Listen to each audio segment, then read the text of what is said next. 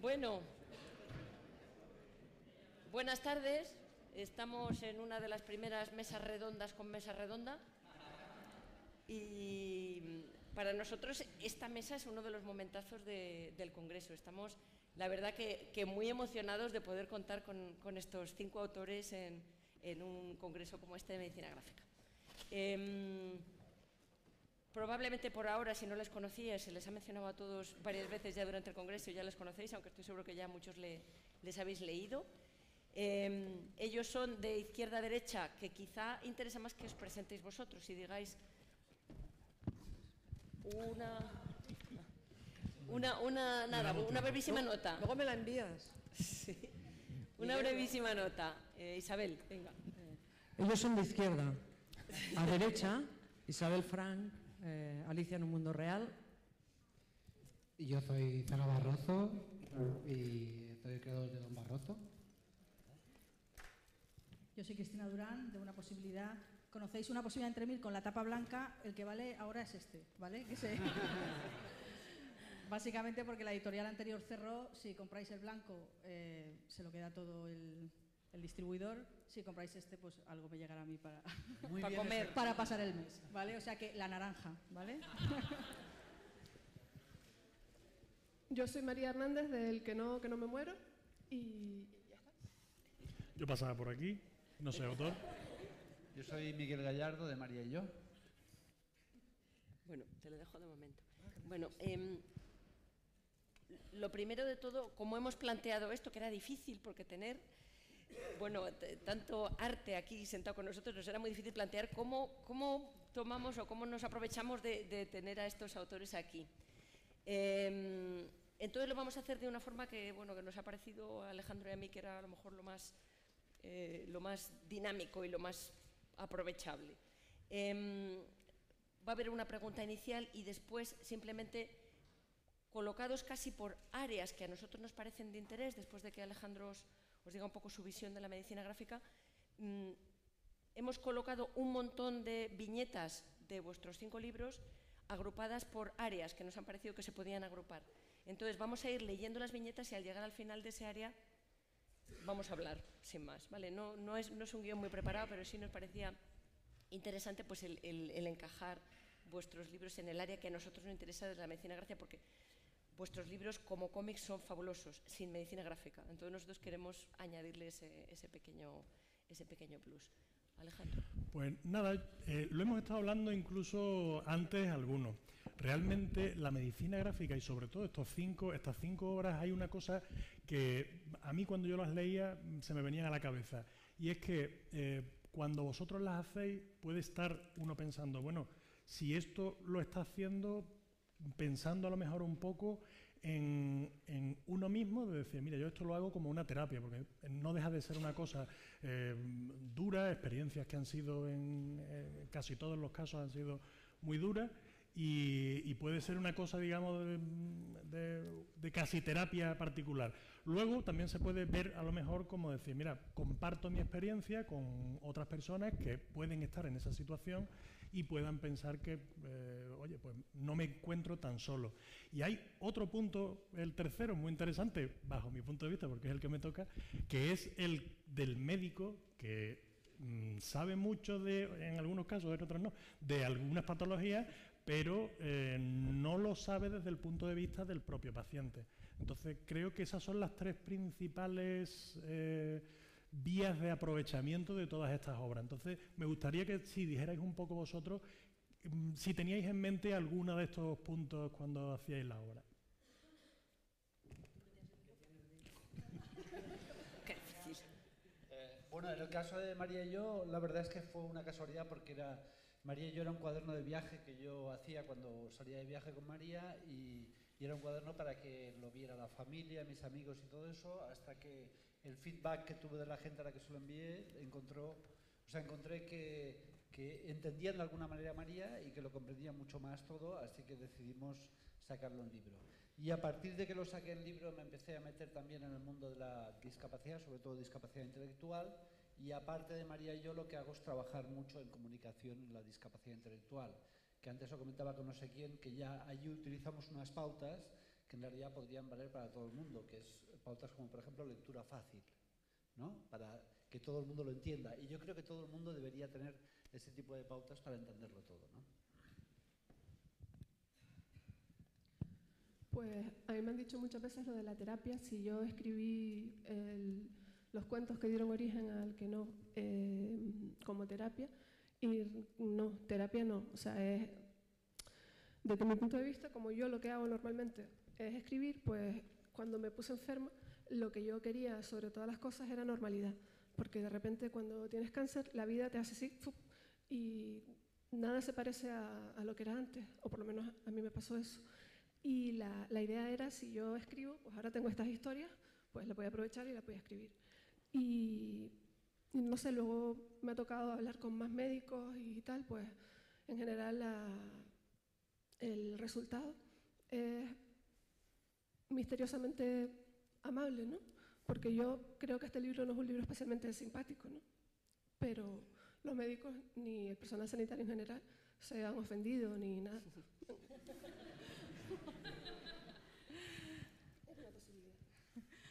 Bueno, yo en nuestro caso hablo en plural porque, como muchos sabéis, he hecho el libro con Miguel Ángel, que es mi guionista, aparte de padre de mis hijas, casualmente. Entonces, bueno, en nuestro caso lo que pasó fue que ambos somos ilustradores y somos autores de cómic, o sea que lo del cómic nos venía de antes, y trabajábamos tranquilamente en nuestro estudio hasta que nació nuestra hija Laia, tuvo una trombosis a los 2 días, lo que le provocó un derrame y una parálisis cerebral, ¿no?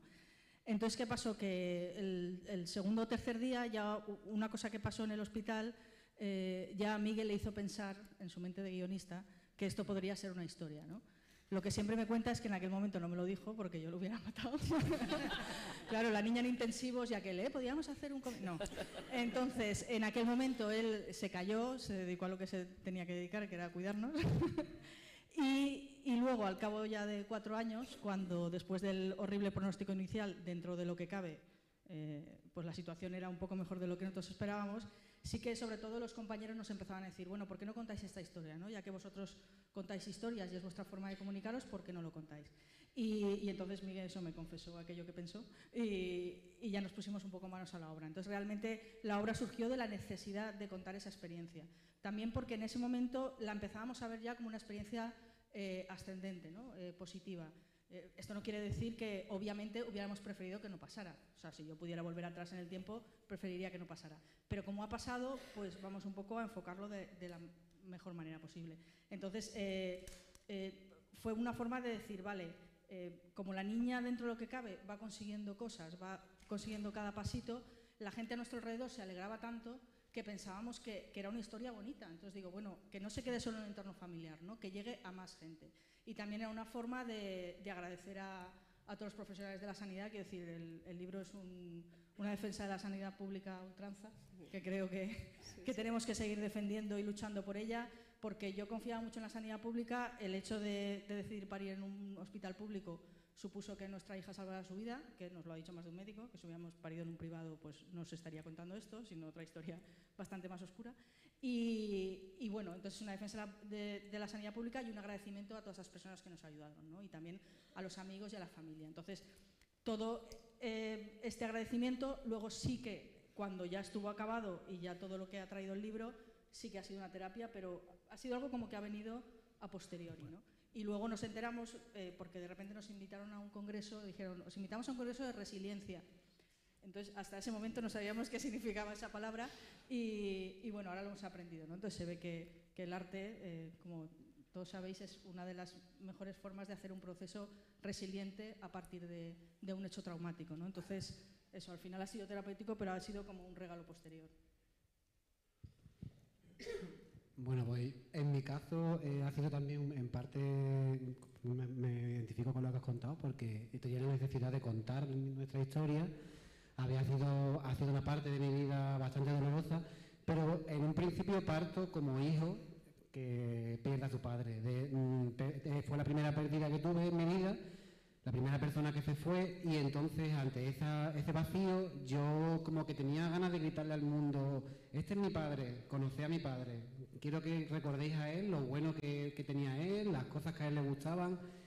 Y bueno, entonces nació, de ese primer sentimiento nació el cómic. Y luego ya también, pues ya de paso, como iba a hacerlo, pues también tenía ganas de hablar de cómo lo vivimos, de cómo se vivió el cáncer en la familia y de cómo tratamos la enfermedad. Y quizás buscar pues empatía y comprensión en la gente que lo lee, que es algo que no descubres hasta que lo lee la gente. Claro, tú lo haces también y tienes la duda de si va a llegar, si se va a identificar la gente con él. No sé si se escucha. Sí. Ah, vale.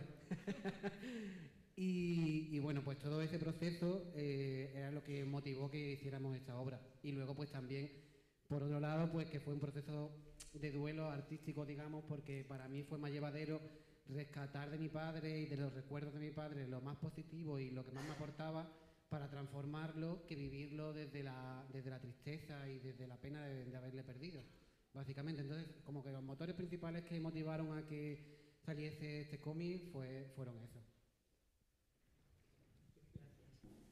Bueno, pues en mi caso un poco parecido, ni terapia ni catarsis. Es una especie de San Benito que te colocan a las autoras, como que te ha pasado algo, entonces tú lo escribes y te liberas de ello. No, o sea, nuestro oficio, ya lo han dicho por aquí, es o escribir o dibujar, es decir, es una actividad creativa que no tiene mayor valor que el oficio de carpintero, por ejemplo, ¿no? O sea, un carpintero dice, haga usted una puerta, o se le rompe la puerta y él hace una puerta, no es una catarsis, es su oficio hacer una puerta. En nuestro caso es un poco parecido. En mi caso concretamente yo debo confesar que no tenía puñeteras ganas de recordar el periplo del cáncer, ¿vale? Pero ¿qué pasa? Que tengo esta manía de que me viene una broma y si no la digo me la hago encima, y entonces pues la gente empezó a decirme que por qué no todas estas bromitas que yo hacía, pues por ejemplo, antes de la quimio, que les decía, no me vais a ver el pelo durante una temporada, ¿eh? Se quedaba un poco así, pero bueno, para mí era quitar hierro a todo el drama este. Entonces fue en realidad la gente de mi entorno la que me invitó a hacer oficio, o sea, a emplear mi oficio en hacer una obra sobre el cáncer. Pero yo venía de la narrativa, yo no tenía no había hecho nunca guión de ningún tipo, ni de cine ni de novela gráfica. Entonces lo que me planteé fue, bien, si escribo un libro sobre este tema, ¿qué libro me hubiera gustado tener a mí cuando estaba haciendo los tratamientos? Que como sabéis se tiene mucho tiempo para leer y muy poca energía para hacerlo.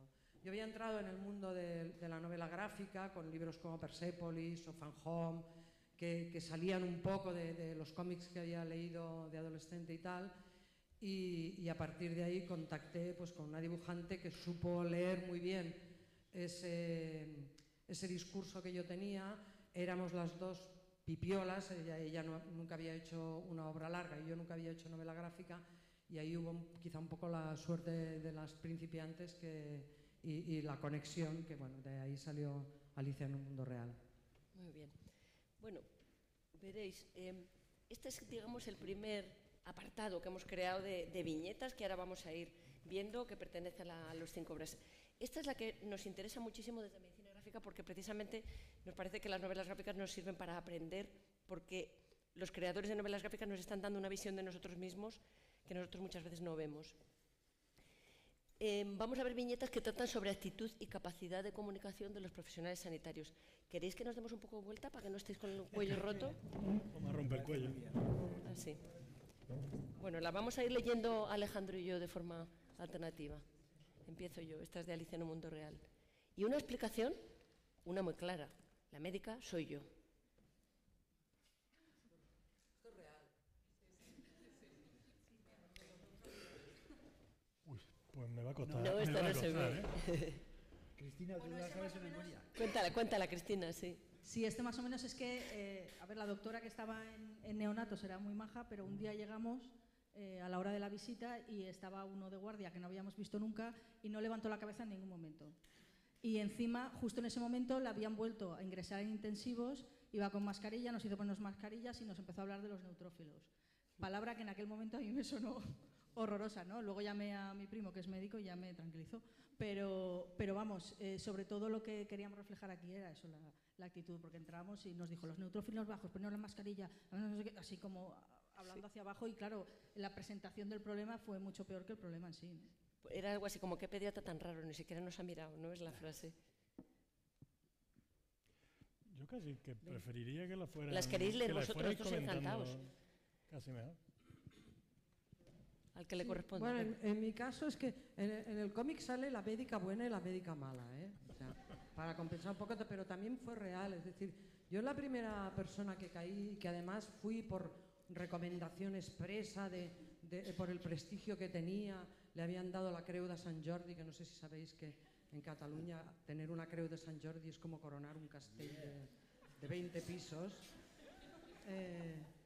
Y esta señora, yo me encontré con una señora, yo iba acompañada por una amiga, con una señora que le hablaba a mi amiga, no a mí. A mí ni siquiera me miraba, ¿no? Entonces, en el momento en que me dijo, son 8 sesiones y tal, y yo pregunté, pero a mí me habían dicho que eran 6. Se giró, me miró y me dijo, a mí no me venga con rebajas. Le pondremos 8 sesiones y la vamos a dejar bien limpita. Y siguió hablando con mi amiga. Esto yo lo puse en el cómic y todo el mundo, ¡ay, qué graciosa eres!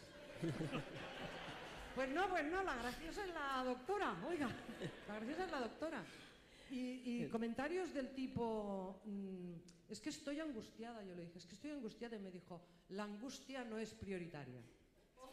Esa es una viñeta del libro, que es una de las más duras. Todo esto está reflejado en el libro, entonces de ahí viene la viñeta esa, ni ver, ni oír, sin oír a su, perdón, puta bola.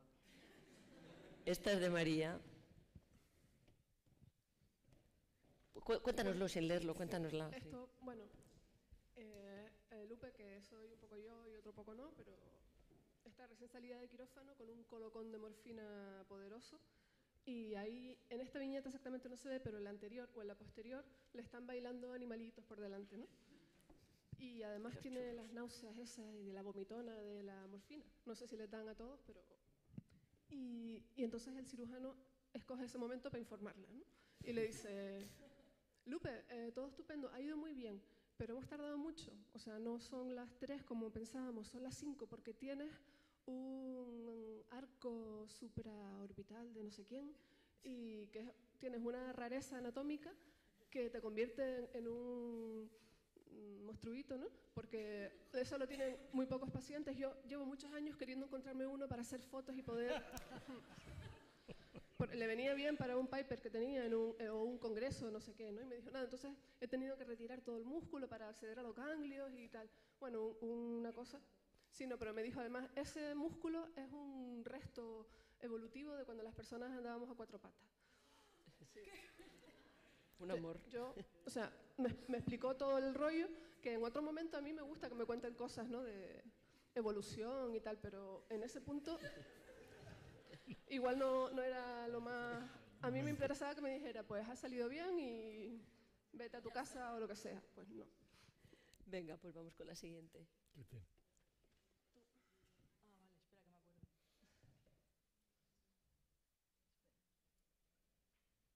Vale, espera que me acuerdo. Vale. Sí, este es uno de los momentos más bonitos. Sí, es el momento en el que la pediatra pues un poco nos dice eso, ¿no? Lo que había tenido un derrame y ha provocado la hemorragia subaracnoidea, otra palabra que entró en mi vida y ya no se ha vuelto a ir y se ha quedado ahí, ¿no? Entonces realmente es un poco que decir, en este momento, a ver, la doctora fue bastante amable, ¿no? Pero claro, que te digan eso con esas palabras, pues a nosotros nos lleva un poco a lo que os he contado antes, ¿no? A llamar a mi primo que es médico y decirle, ¿me puedes traducir esto, no? Entonces, a veces hay que buscar palabras que no sea la palabra técnica, es decir, pues que me diga, mira, ha habido un derrame cerebral por esta parte y tal, no sé qué, que se ha extendido y esto se llama tal, ¿no? Pero claro, cuando te sueltan eso, cuando de repente se han llevado a tu hija, pues no es la jerga. Le decía yo ahora a mis compañeras que menos mal que tenemos sentido del humor, porque si no, esto era como inaguantable. No, la escena es exactamente la misma. Es este personaje que, bueno, hay un poco orientaciones. Mire usted a los ojos a a la persona que va ahí, entienda que es una persona que no le hable con este tipo de palabras, hable con palabras que pueda entender, es decir, sea un poco cercana, ¿no? La ventaja que tuve yo es que pedí una segunda opinión y caí en la doctora Buena, pues que me estuvo 1 hora conmigo, que me miraba a los ojos, que me explicaba y que me relajó bastante. Dentro de que dijo exactamente lo mismo que la otra. Bueno, como eran 2 hospitales diferentes, hay como unos 5 o 10 kilómetros de distancia entre el uno y el otro. En uno el protocolo eran 8 sesiones y en otro el protocolo eran 6. O sea que salí ganando. O sea, me quedé con 6 porque cambié de hospital. Pero esto tampoco te lo explican. Otra de Cristina. Vale, este es el tema de la lactancia. Bien, por contarlo rápido, porque es un poco un tema complicado. Bueno, en mi caso, como cuando ingresaron a Alaya, el pronóstico era que probablemente no iba a llegar al día siguiente. Entonces, claro, a mí me enviaron a casa con un Valium y el Dustinex, es decir, para cortarme la subida de la leche, ¿no? Porque, claro, obviamente no iba a ser muy bonito estar en casa y que me subiera la leche estando la niña como estaba, ¿no? Entonces yo en aquel momento me dejé hacer, ¿no? Es decir, darme lo que me tengáis que dar, me voy a casa, ¿no? ¿Qué pasó? Que al día y medio, los 2 días, Laia consiguió superar la primera crisis, entonces parecía que iba hacia adelante y yo en aquel momento lo primero que hice fue llamar a una amiga que está en una asociación de lactancia simplemente para desahogarme, ¿no? Y decirle, porque yo estaba muy empeñada en el tema de amamantar y nada, entonces le dije, oye, mira, me ha pasado esto y simplemente pues estoy muy triste porque no voy a poder amamantarla. Entonces ella me dijo que había una posibilidad de relactar, de recuperar la leche y bueno, entonces ahí empezamos todo el proceso de intentar relactar, ¿no? Entonces, una de las cosas que hacíamos que nos dejaban las enfermeras de neonatos era lo que muchos conoceréis como suplementador de lactancia, que es coger leche artificial, que baje por una sonda. Entonces, ella sí que se cogía al pecho porque sí que cae leche, porque yo no tenía leche, entonces no se cogía al pecho, ¿no? Entonces, la única manera de que se cogiera y que succionara para estimularme a mí y que se revirtiera el proceso y volver a tener leche era el suplementador de lactancia. Pero ¿qué pasó con esto? Que claro, sabéis todos cómo es una unidad de neonatos, que dependía del día que llegáramos, dependía de la enfermera que estuviera, podíamos hacerlo o no, ¿vale? Porque como era una cosa un poco así especial, entonces esta historia que contamos de esta enfermera, Carmen, creo que es una historia muy bonita porque, claro, lo que nosotros nos dimos cuenta, un poco por lo que se ha comentado también esta mañana, es que, claro, los pacientes somos personas, pero los médicos y las enfermeras también sois personas, ¿no? Entonces, una de las cosas que descubrimos nosotros allí es que las personas que estaban enfrente de nosotros no eran máquinas de hacer su trabajo, sino que también tenían sus sentimientos y que intentan ayudarte, ¿no? Y con Carmen pasó eso, que el primer día que le dijimos que queríamos relactar, nos echó una bronca, nos dijo que no, que tal, bueno, se puso súper dura y para nosotros fue bastante duro. Luego, cuando llegamos con gente de la asociación, con una enfermera la enfermera jefe del Hospital de la Fe, cuando vio que estábamos bien asesorados, que sabíamos lo que teníamos que hacer, cambió radicalmente y a partir de ese momento fue la enfermera que más nos ayudó, ¿no? Entonces, como había sesiones en las que no nos dejaban hacerlo, ella fue la que luchó y habló con la pediatra para que la pediatra ordenara en el informe de Laia que era obligatorio que cada 3-4 horas que íbamos nosotros que nos dejaran hacer este sistema, ¿no? Entonces, eso, ha sido una evolución muy bonita de una enfermera que parece que está en contra tuya, pero no, ella lo que estaba intentando era protegernos para que no sufriéramos más, ¿no? Es decir, pensaba que no lo íbamos a conseguir y que eso nos iba a hacer sufrir. Y entonces, claro, cuando se dio cuenta de que sí que era posible, nos ayudó, ¿no? Bueno, ahí en esta escena es que, bueno, hablando de que hablamos de la comunicación entre médico y paciente, mi madre es que es otro mundo. Mi madre interpreta el mundo en general a su manera. Entonces, ella, yo creo que pasa mucho en Andalucía, que miran antes que nada la calidad de la persona, va antes que la profesionalidad. Entonces, si alguien les trata bien, eso es mejor que lo mismo que sea buen médico o lo que sea y tal. Y yo siempre he sido, digamos que en como hemos llevado todo esto, hemos tomado cada uno un rol. Y yo era como el que miraba con lupa cada cosa que hacía el médico, lo que se comía mi padre, lo que todo, y mi madre se dejaba más llevar por las emociones, era más visceral. Y claro, para ella fue muy importante que la médico fuese buena gente. Sí. Y yo decía, claro, pero es que es lo que le toca, que tiene que tratar bien. Pero es que pasa muchas veces que no te tratan bien. Entonces, claro, ella compara, pone una balanza y dice, pues claro, sí, esta es buena médico porque es buena persona. Entonces, claro, eso muchas veces es lo malo. por lo menos en el caso de mi madre, es que le impide a lo mejor ver lo que le quiere transmitir el médico, lo que le quiere contar sobre la enfermedad o sobre lo que está pasando, porque ella se fija en el trato. O sea, a lo mejor, claro, mi madre también es una persona mayor que no ha tenido estudios y claro, todo eso es un poco que aun teniendo estudios no nos hemos enterado de muchas cosas, pero bueno, a ella le cuesta más también, pero claro, es complicado para ella entender todo ese lenguaje y ya si se pierden esos detalles, pues eso es lo que quería un poco hablar ahí, en esa viñeta hablaba de esa vuelta del hospital.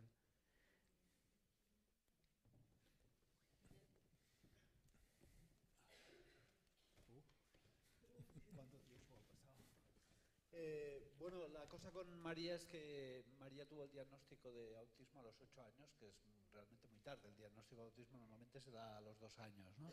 Así que durante 6 años tuvimos toda clase de diagnósticos, trastorno del desarrollo, discapacidad intelectual, y nosotros como padres primerizos estábamos completamente perdidos. No, en ese momento justo del diagnóstico, o sea, de antes del diagnóstico, no encuentras consuelo en nadie. Alrededor tuyo realmente nadie te entiende, ni la familia, ni los amigos. Se hace como un hueco muy grande en el que nadie quiere dar crédito, ¿no? Incluso la familia eran del parecer de: os estáis preocupando por nada. O sea, María en 2 días estará dando patadas, ¿no? O sea, ni siquiera tienes la posibilidad de preocuparte porque eres un exagerado, ¿no? Entonces, no teníamos ninguna posibilidad de encontrar consuelo, ¿no? Y el único consuelo que encontramos fue en Plena Inclusión, que se llama ahora, que es una federación de personas con discapacidad intelectual, que habían hecho un grupo de tutelaje que se llamaba No Estás Solo. Y básicamente era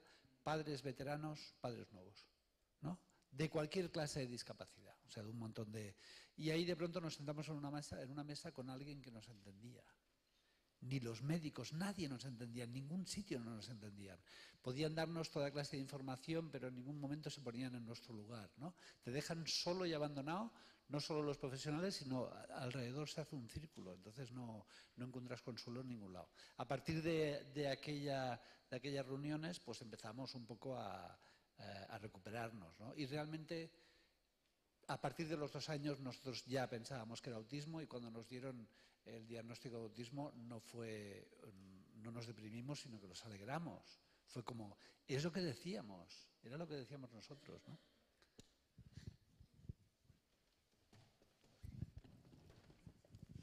A ver.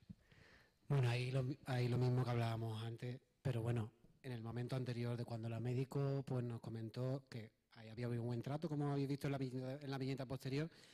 Pero claro, la médico nos dijo de repente un montón de palabras marcianas porque no nos enterábamos de nada, era como algo que relacionábamos por vecinos o por conocidos con una pérdida, digamos, y entonces nos llegó y fue como un shock, y sobre todo pues para mi madre, que mi madre siempre es la que expresa todo y tal cual le viene. Y claro, y yo siempre tenía la postura de mediador, digamos, ¿no? De intentar que no se dejase llevar por los pesimistas y por malas noticias y demás.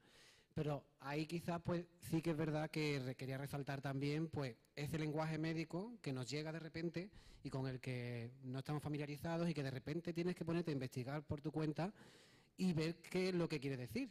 Porque dice un tumor, ahí ponía cáncer cáncer de colon, y yo lo primero que hacía era mirar estadísticas, mirar la cura, cómo se hace, qué es lo que no se hace, qué debe comer, qué no debe comer, porque de repente es que aparece ahí un universo de cosas y de conceptos. Entonces un poco quería hablar en esas viñetas de todo eso que nos viene encima, y que lo recogemos en familia, ¿no? Recogemos la noticia los 4 a la vez. Es un tema muy repetitivo el uso de la jerga. Lo vemos frecuentemente en todas las novelas gráficas que estamos revisando, cómo el paciente sufre con la jerga, ¿no? Es algo que, bueno, que creemos que podemos aprender de vuestro trabajo. Fíjate que son obras diferentes, con patologías muy diferentes, y sin embargo en todas tenéis viñetas de este tipo, que creo que es algo que nos debe también hacer un poco reflexionar a los sanitarios. Una cosilla que quería decir. Yo a estas alturas he tenido cáncer 2 veces, y nunca ninguno de mis médicos que me dijo, ¿te pasa esto?, me dijo, tienes un tumor. O sea, he tenido 2 tumores, pero eran masas, lesiones. Lo de las lesiones me flipaba más porque yo no hablo el idioma de ustedes. Y pues tienes una lesión aquí que tiene una forma compatible con, digo, ¿cómo compatible? Pues, ¿no? tienes, sí, o un nódulo, o sea, nunca era un tumor, ¿no? Y luego ya, después de X tiempo y de laboratorio, pues resulta que el resultado es positivo. ¿Cómo positivo? Quiere decir, es maligno, vale, es maligno. Si es una lesión, una masa, ¿no? Un objeto nodular desconocido que es positivo, o sea, maligno. O sea, tengo cáncer. Sí, vale.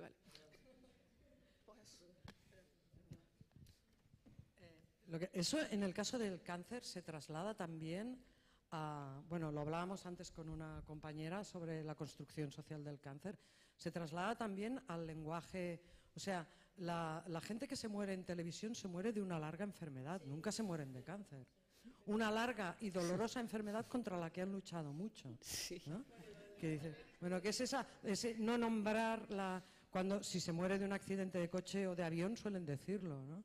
Y posiblemente hay más responsabilidad en el accidente de coche que en el cáncer, es como si te culpabilizaran de ello. Luego quiero lanzar quiero romper una lanza en favor de la clase médica, porque yo ahora, mi pareja es médica, y en el ámbito doméstico también dice palabrejas. O sea, viene y me dice, oye, he tenido una señora con un no sé qué periférico que yo... O sea, que se les escapa. Ahí habría que hablar de confidencialidad también. No lo pueden evitar. Bueno, seguimos con otra de Cristina. Sí, bueno, vale, este fue, pues, sí, el momento donde surge además el título del libro, ¿no? Esta página. Porque, bueno, fue el momento eso cuando se la llevaron ingresada, no sabíamos qué había pasado y bueno, después de una noche que casi se les va, pues al día siguiente fuimos al despacho del jefe de pediatría para que nos diera el parte, ¿no? Y bueno, pues eso nos explicó eso, que había sido una noche muy complicada y que no sabía si iba a seguir adelante, ¿no? Entonces, esta viñeta me sirve eso para contaros que al final el libro se llamaba Una posibilidad entre mil, porque a mí lo único que se me ocurrió preguntar en aquel momento, porque claro, me lo puso todo tan negro, que si sale adelante se va a quedar vegetal, que se va a quedar fatal y tal. Entonces yo le dije, bueno, pero hay una posibilidad entre mil de que por lo menos salga un poco adelante, o sea, algo. Y entonces me dijo, bueno, una posibilidad entre mil siempre hay, ¿no? Entonces a mí eso se me quedó ahí como la lucecita. Y sí que es verdad que cuando empezamos el proyecto del cómic, al principio se llamaba Al borde del abismo, porque era como nos habíamos sentido, es decir, al borde ahí de un precipicio del abismo. Pero luego nos acordamos de esta conversación y preferimos cambiarlo por lo que os comentaba, ¿no? Porque no es un libro negativo, es un libro positivo, ¿no? Entonces queríamos agarrarnos, en lugar de al abismo al que casi caímos, preferíamos agarrarnos a la posibilidad que luego fue pues la niña que soy, ¿no? Una niña... La metáfora que usáis en vuestro libro continuamente de esta... de la mancha negra. ¿Va a salir la mancha negra o no lo sabes? Pues no sé, aquí en esta aparece un poquito a la derecha. Aparece un poquito, bueno, la explico ya y si no, y si luego la sale, pues ya no la vuelvo. No sé, voy a seguir porque tengo muchísimas viñetas recogidas. Casi voy a pasar alguna. Sí, pues luego explico lo de la mancha negra. Voy a ir pasando y os pido comentar la que queráis. Bueno, esta es también de Isabel, ¿no? Tienes una enfermedad. Esta es léela si quieres, léela. Solo leída. Sin palabras, no hace falta. Bueno, la noticia. Vas a perder un año de tu vida, ponte peluca. Otra similar, bueno, no, en esta es la médica buena. No, esta es la mala. A ver. No, pero esta es tu amiga. Pero esta es tu amiga que te da la noticia. Tiene cara de mala, esta. Sí. Tu amiga Pilar. Pues oye, que le pusieron cara de mala. Sí. Sí, es verdad. Sí, no, es lo que decíamos, ¿no? Tienes unas celulitas, ¿verdad? Sí, el vocabulario, volvemos. No se atrevió a decirlo. Aquí aparece la mancha negra, sí. Vale, nosotros lo que encontramos más difícil fue cómo expresar el dolor en imágenes, ¿no? Entonces le estuvimos dando vueltas y claro, nosotros como trabajamos constantemente con las imágenes, por lo que explicaba antes Inés muy bien de las metáforas, de esa definición que ha hecho tan perfecta, entonces, claro, nuestra forma era encontrar una forma visual de cómo expresar eso, ¿no? Entonces pensamos en la mancha negra y bueno, la verdad es que viene de un sitio muy, muy curioso. Se le ocurrió a Miguel Ángel y fue porque de joven leyó al Spiderman negro. Entonces, para que veáis a veces de dónde vienen las ideas, ¿no? Entonces el Spiderman negro iba como expandiendo ahí una mancha negra muy pegajosa, que era una especie de lodo. Luego también estaba el libro de Epiléptico de David B., que también nos inspiró mucho. Entonces, con todos esos elementos dijimos, bueno, pues vemos el dolor como una mancha negra, ¿no? Entonces, esto nos ha servido para varias cosas, que a lo largo de todo el libro, al principio hay mucha mancha negra y es muy negro, pero a medida que avanza el libro tú no sabes por qué, pero te vas encontrando mejor, y te vas encontrando mejor porque la mancha negra va desapareciendo, hay mucha más luz, muchos más blancos y el libro es más luminoso, ¿no? Entonces es utilizar también el color y las luces como un recurso narrativo que puede provocar emociones, ¿no? Y voy a robarle también a Inés una cosa que ha dicho, que a partir de ahora lo voy a decir en todas las charlas, que la mancha negra ha sido como expresar lo invisible, es decir, el dolor es lo invisible, entonces ha sido nuestra forma de expresarlo.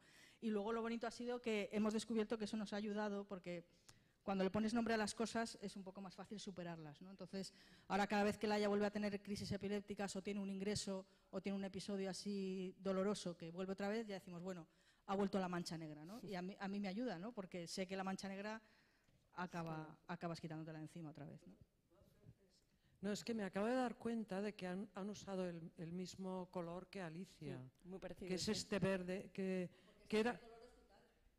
No, en nuestro caso... Eso es interesante, sí. En nuestro caso fue deliberado y un poco con la idea del verde esperanza. Pues el hospital. El nuestro era porque el color que nos recuerda. Y bueno, y ahí está la cuna vacía también, que es otro recurso. Es decir, que Laia no aparece hasta la página creo que 16 y es porque tú estás creando una expectativa de conocer a la protagonista porque escondes a la protagonista y creas una expectativa, ¿no? Entonces es un truco del guionista que entonces sale la cuna vacía todo el rato hasta el momento en el que la conoces. Esta viñeta, la de las batas, que yo le tengo particular cariño. Esta viñeta aparece en la segunda página, me parece, y a mí me impactó muchísimo. Es unos padres ansiosos porque se han llevado a la niña recién nacida que tiene un problema, se la han llevado, y entonces entran profesionales sanitarios a dar información suelta, con bastante jerga, el APGAR, no sé qué, pero lo que entra ya, ellos ya no ven persona, Miguel Ángel y Cristina no ven personas, ven batas que entran y salen, batas impersonales con un vocabulario frío, y a mí me impactó el pensar que se nos vea a los profesionales así, y de hecho lo utilicé esta metáfora como en la portada de mi libro, como sabes, ¿no? Porque me parece que una bata vacía no puede haber más horrible que un paciente que percibe a un médico como una bata vacía, ¿no? Entonces, pues, sí, es cuando te dan una noticia así, realmente desaparece todo lo de alrededor, ¿no? Entonces tu dolor y tu pesar es tan grande que a ti te están hablando y no ves a las personas, o sea, no las ves, ¿no? Entonces, es curioso porque este recurso lo hemos utilizado ahora en nuestro nuevo cómic que hemos hecho, que, bueno, lo digo rápido, es sobre el accidente de Metro de Valencia, entonces yo estaba hablando sobre cómo se sentían las víctimas, entonces estoy hablando de la historia de otra persona, pero sí que utilicé este recurso porque en un momento en el que ellas están esperando las noticias de sus familiares de si han muerto o no, entonces les puse a ellos solos rodeados de gente también sin cara, porque en ese momento yo creo que cuando te da una noticia así desaparece todo a tu alrededor, o sea, no tienes ni noción del tiempo, no sabes si hace frío, si hace calor, si hay 3 personas a tu lado, si hay 4, si son mayores, o sea, desaparece todo, ¿no? Entonces, eso es una metáfora muy potente. Bueno, vamos con la siguiente área. Ante la enfermedad grave hay gente que a día de hoy cada vez más tiran a pseudoterapia, pero llama la atención en vuestras 2 novelas, que son las que he utilizado, cómo aparece esa oferta, en la de María, en la de Que no, y en la de Alicia, esa oferta de... No la hemos puesto, pero en autismo... Me imagino, te iba a preguntar aunque no aparece, sí. ¿Verdad? Hasta Lejía, con Lejía quitar el autismo que da gloria. Bueno, sí, hace poco estuvo en Barcelona, ¿se me oye? El hombre el MMS, que receta, es un derivado del clorito, que básicamente es lejía. Lejía para los niños con autismo, porque se supone que el autismo, que no está probado científicamente de ninguna manera, es un parásito intestinal, entonces hay que matarlo. Eso dejando las más inocuas como equinoterapia, delfinoterapia, flores de Bach, todas esas cosas que no hacen daño en realidad, ¿no? Pero que no sirven para nada. Dietas bajas en gluten, ¿no? Bueno, no sé, a cualquiera le sienta bien una dieta baja en gluten, pero no cura el autismo, porque ese es la ansia principal de los padres al principio, es curar. ¿Cuál es la cura de esto? ¿Hay una vacuna? ¿Hay algo que se pueda tomar y se cure? Y no la hay verdaderamente, ¿no? Porque no es una enfermedad, es un trastorno. El cerebro está conformado de esa manera, o sea, no hay. Pero los padres, en esa búsqueda desesperada, hacen toda clase de animaladas, algunas dañinas y otras no. Sí. Pues en Alicia la peregrinación, ¿no? en que no, menciona la remolacha, que es además muy divertido como lo cuentas. Dice que me voy a poner en la frente que gracias que ya sé lo de la remolacha. Y dice también, me ha tocado la enfermera alternativa, ya me está ofreciendo otra vez la remolacha. Es como esta obsesión, ¿no?, por darte curaciones mágicas. Vengo con la antipatía otra vez. Cuando yo tuve un cáncer de mama, me dieron radioterapia y tuve un médico también como el tuyo, que hablaba así. Y bajito, yo no le pillaba ni una al hombre. Menos mal que luego había siempre alguien que me interpretaba. Y me dijo que la radioterapia, que eso de que quemara era antes, era la antigua, que ahora no quema nada y que será, en todo caso, me dijo, será como mucho como un día en la playa. Que yo luego yo me quemé muchísimo, me llené de ampollas y tal, y pensaba todo el rato a qué playa iría el tipo, ¿no? Sí. Y pues lo que estaba intentando decir es que lo de la pseudoterapia enlaza con una cosa que estábamos hablando antes en el café. No sé si con Cristina, no sé si está todavía allí. Pues yo le estaba diciendo que, bueno, que ella ya lo sabe, ¿no?, que los enfermos somos distintos todos y el hecho de enfermarnos no nos coloca en una categoría nueva de ser humano que es el enfermo, ¿no?, uniforme. Y entonces, si yo, estando sana, soy una tía escéptica que quiero pruebas científicas y estudios y seriedad, ¿por qué cuando me enfermo de repente va a resultar que estoy dispuesta a bañarme las quemaduras con manzanilla orgánica o a alimentarme únicamente de remolacha? Pues no. O sea, yo sigo siendo la misma persona. Puedo estar más o menos tensa o más o menos desesperada y vivir el tema de una manera o de otra. Más bien como puedo que como quiero. Pero el hecho es que no dejo de ser yo por estar enferma. Y ya está. Esto es un poco que nos ayuda a entender cómo se vive la enfermedad y cuánta parte del sufrimiento proviene de cómo reaccionan otras personas alrededor. En esta apareces todo el rato tú, Miguel. Bien. Qué bien. Bueno, lo más demostrativo de esto es que cuando salió el libro de María y yo, el primero, estuve en gira, entonces fui a la televisión, fui a la radio y nada, me hicieron una entrevista en la radio con una locutora que parecía tener el cerebro en su sitio y parecía una persona normal y corriente, pero que al final de la entrevista me preguntó, bueno, ¿y vosotros celebráis las Navidades y los cumpleaños? Que yo me quedé un poco como, bueno, no tenemos rabo ni cuernos de momento, pero... Y entonces esa es la percepción en el caso del autismo, ¿no?, y de muchos trastornos de discapacidad intelectual, como la percepción que tiene la sociedad, ¿no? O sea, por un lado, los padres son culpables de que haya pasado esto, porque ¿quién más va a tener la culpa? Si no crees en Dios, evidentemente no queda mucha gente alrededor, así que al final recae sobre ti, ¿no? Y entonces la percepción de la sociedad es que te ha tocado la lotería, pero al revés, o sea, te ha tocado la bola negra. Y como tal, debería ser una persona en duelo constante, ¿no? Deberíamos llevar seguramente unos brazaletes negros para que la gente nos pudiera ver por la calle y dijeran, pobrecitos, ¿no? Pobre gente. Y no tenemos derecho a reír. No podemos tener alegrías, no podemos celebrar los cumpleaños, evidentemente, ni las Navidades, porque eso es para la gente normal, ¿no? Y es muy difícil romper esa barrera, ¿no? Por eso, por ejemplo, el documental de María y yo, que hicimos en el 2010, fue algo realmente bueno y estupendo para los padres, fue una ventana de aire fresco, porque todos los documentales que nos vimos para hacer este documental eran documentales horrorosos. O sea, en todos salían los padres sentados en el sofá cogidos de la mano llorando. Luego el niño dándose de cabezazos en la pared y luego un psicólogo hablando. Entonces era como, perdón por los psicólogos, si hay alguno en la sala. Y en el documental de María y yo, básicamente la protagonista es María, que hace lo que le da la gana absolutamente, porque no hay otra forma de hacer el documental, y que lo más importante es que hace reír, o sea, que la gente se ríe con ella.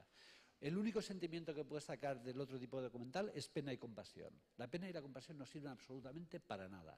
Cuando tú sales del cine, al cabo de 5 minutos, la pena y la compasión han hecho que olvides, se te olvida rápidamente. Ahora, si eres capaz de reírte con la otra persona, identificas a la otra persona como alguien, con un carácter, con sus... Entonces, cuando la gente se ríe de las cosas que hace María en la pantalla, la están identificando como un ser humano. Un poco como pasa con Campeones, ¿no? Sí, exactamente, exactamente. Bueno, seguimos viendo más. Bueno, esto es siguiendo mi línea de amor a la humanidad y esto, pues esto es que Lupe, en este caso, y yo nos pasamos muchísimo tiempo después del diagnóstico y durante el tratamiento, gastamos mucho más tiempo y energía en consolar a la gente que teníamos al lado que en relajarnos nosotras y estar bien, ¿no? Quiero decir, tenías que tranquilizar al otro. Mira, tengo cáncer, sí, y pues me operaron y tengo no sé cuántos ganglios de menos y tal, y quimio, y radio, inmunoterapia, y la madre que me trajo, todo. Pero de verdad que de momento el pronóstico es bueno y no hay señales de que me vaya a morir a corto plazo. Por eso se llama así el libro, ¿no? Me dijo mi editora cuando lo estábamos haciendo, me dijo, tía, un libro que la protagonista tiene cáncer y sale la muerte en el título y además el dibujo de portada es una tía con un pañuelo en la cabeza y con cara de mala hostia, lo vamos a vender como rosquillas, ¿no? Pues no le ha ido mal, ¿no? Y lo que quería yo decir es que yo sé que es imposible ponerse en el lugar del que está enfermo, ¿no? Porque cada uno está en su lugar y hasta que no te toca algún marronaco de estos no ves color. Y además también está el detalle de que somos todos distintos y que un montón de cosas que me decían a mí, probablemente otro tipo de personas, le hubieran resultado un consuelo, una compañía, un cariño, pero a mí me daban un coraje que se me llevaba los demonios, ¿no? Y esto. Ya. Bueno, esta viñeta retrata un poco cómo funciona sobre todo lo que es la comunidad de mi pueblo, ¿no? Que para bien y para mal, en mi pueblo, por ejemplo, vamos al hospital, como saben en el cómic, nos llevaba mi primo o un vecino, te llevaba al hospital porque mi familia no teníamos coche, o sea, para bien estaban siempre, pero para mal también. Entonces, sí, todo el mundo, muchas veces, y sobre todo entre mujeres, porque es muy patriarcal, digamos, la sociedad allí, se critican a unas a otras por no llevar los cuidados adecuadamente de su marido. Entonces, a mi madre le reprochaba muchas veces pues que no hiciese lo correcto con mi padre, a lo mejor, ¿no? Y entonces, un poco lo que quería retratar es eso, de cómo entre ellas, en lugar de apoyarse y darse empatía, se critican por lo mal que lo está haciendo porque permite que el otro haga algo, porque el otro es como un niño, claro, y más siendo enfermo. O sea, siendo enfermo ya se convierte en un niño totalmente si hace lo que él quiere. Entonces, ¿cómo lo permites que tu marido se vaya por ahí? O sea, y entonces hablar un poco de ese tema. Marte María. Espera, que había otra con menos texto, a lo mejor que era más fácil. Ah, está. Sí, bueno, eso es algo contra lo que tenemos que luchar los padres en general. Seguro que Cristina también se enfrenta a eso, que son las miradas de la gente, ¿no? Porque salir a la calle con María es como salir con Madonna al lado, ¿no? O sea, te van a mirar sí o sí. Pero claro, es lo mismo que le debe pasar a Andreu Buenafuente, el cómico este que tenemos en Cataluña, que cuando sale a la calle, me imagino que la gente lo saluda esperando que le cuente un chiste. Tenga resaca, tenga el mal día, da lo mismo. Entonces eso pasa también con María. Seguramente a María le importa un pepino que la miren, pero a mí no, ¿no? A mí hay veces que me va bien y a veces tengo el mal día y no me gusta nada, ¿no? Hilando con lo de antes también, esta cosa de la sensación que tiene la sociedad sobre ti también es un boomerang que tú puedes utilizar en contra, evidentemente, ¿no? Entonces, por ejemplo, cuando viaja... ¿Hay alguien de Vueling aquí que trabaje para Vueling? Vale. Cuando viajamos normalmente a Canarias, siempre viajamos con Vueling, entonces vamos al mostrador de check-in para sacar los billetes y tal, y yo le digo a la azafata que necesitamos un asiento libre al lado, gratis, naturalmente. Y necesitamos un asiento libre al lado porque María muerde. María no ha mordido a nadie en su vida, pero la azafata no lo sabe. Así que cuando hay un poco de violencia, yo creo que es derecho de los padres engañar, estafar, hacer lo que sea necesario para salirnos con la nuestra y que nuestra vida sea un poco más fácil de lo que es. Añadir una cosa. Sí, yo estoy de acuerdo con Miguel que te tienes que buscar un poco la vida, y por lo que decíamos de las miradas y a veces las preguntas, como lo que tú dices, como hay días que no te va bien, pues yo he descubierto que si contestas o les dices algo te quedas súper a gusto, ¿no? Entonces, cuando hay alguien que se te queda ahí, te digo, no muerde, ¿eh? O sea, no es... Entonces siempre les decimos algo, ¿no? Porque realmente si le sueltas algo te quedas muy... Porque si no te vas con el resquemor a casa, te quedas como mal, ¿no? Y luego también hemos descubierto que todo es relativo, ¿no? Porque claro, nosotros llegamos al parque y obviamente miran a Laia, porque aunque Laia camina, pues eso, lleva la boca abierta, babea, no habla, se mueve así un poco raro. Entonces, claro, todos llegan y la miran, ¿no? Entonces, nuestra segunda hija es adoptada de Etiopía, ¿no? Entonces, cuando hicimos los cursillos, nos dijeron, sí, somos la familia, vamos, la familia diversa. Fue muy gracioso porque en los cursillos de adopción nos preguntaron, ¿tenéis miedo a la discriminación y al tal, no sé qué? Y a las miradas digo, bueno, como que ya estamos acostumbrados, ¿no? Y lo bonito ha sido que claro, todo es relativo. Entonces, si nosotros vamos a un parque, Selam, la pequeña, es la normal, entre comillas. Entonces, la gente no la mira, o sea, no la mira porque sea marrón, como dice ella, que no quiere que diga negra. Entonces, ella es marrón, pero la gente o sea, no hay discriminación porque la diferencia de Laia es mayor que la suya, ¿no? Entonces, es curioso porque ella ha tenido eso, muy pocos casos de discriminación. Bueno, ahora ya más porque cuando ya se van haciendo más mayores ya sabéis lo que pasa. Pero claro, por comparación, la rara es Laia siempre, no es Selam. Bueno, estamos ya fuera de tiempo. Tenemos un montonazo de diapositivas preparadas. Nada, una anécdota que nos pasó. Mira, esta zona era para ti, sobre todo. Ah, vale. Cuando María debía tener 8 años o algo así. No, la oportunidad también que debemos tener los padres de soltar vapor de vez en cuando, ¿no? De que se nos escape una torta a alguien. Íbamos en el autobús, María debía tener 8 años o algo así, y había una señora en el fondo del autobús, gorda, lo siento por ella, discriminación de peso, que la estaba mirando fijamente, ¿no? Con esas miradas que a mí no me gustan nada. Y la miraba y la miraba y la miraba, y al final le digo a María, que no se estaba enterando de nada y le daba exactamente igual, le digo, mira, María, aquella señora gorda del fondo del autobús debe estar enamorada de ti porque no para de mirarte. Esto lo dije en voz suficientemente alta para que todo el autobús se quedara con la historia. Resultado de eso, la gente del autobús miró a la señora gorda y la señora gorda dejó de mirar a María. De vez en cuando está permitido. Da mucho gusto. Bueno, como digo, tengo un montón porque es que son estas 5... Toda la tarde. Tenemos vuestras novelas dan material para hablar, pero muchísimo, porque verdaderamente son una maravilla de contenido, de mensajes, normalización de la enfermedad, normalización de situaciones que hay gente que no pueda conocer y se sienta incómodo con ellas, normalización de la discapacidad. Bueno, María, es que acaba uno enamorado de María en este libro. Más que del padre. Aparecen también imágenes de profesionales cariñosos, ¿no? Lo cual, bueno, pues también es una cosa buena tener ese punto de referencia. En María y yo, Una posibilidad entre mí, a mí me encanta que el final del libro sea la niña que era una posibilidad entre mil sentada jugando, ¿no? Me parece un final muy bonito. Miguel ha convertido en una campaña personal en la lucha por la discapacidad y tiene un montón de trabajos interesantes. Otra utilidad muy grande de novelas gráficas puede ser que contienen información tal y como la entiende el paciente, información que resulta muy útil.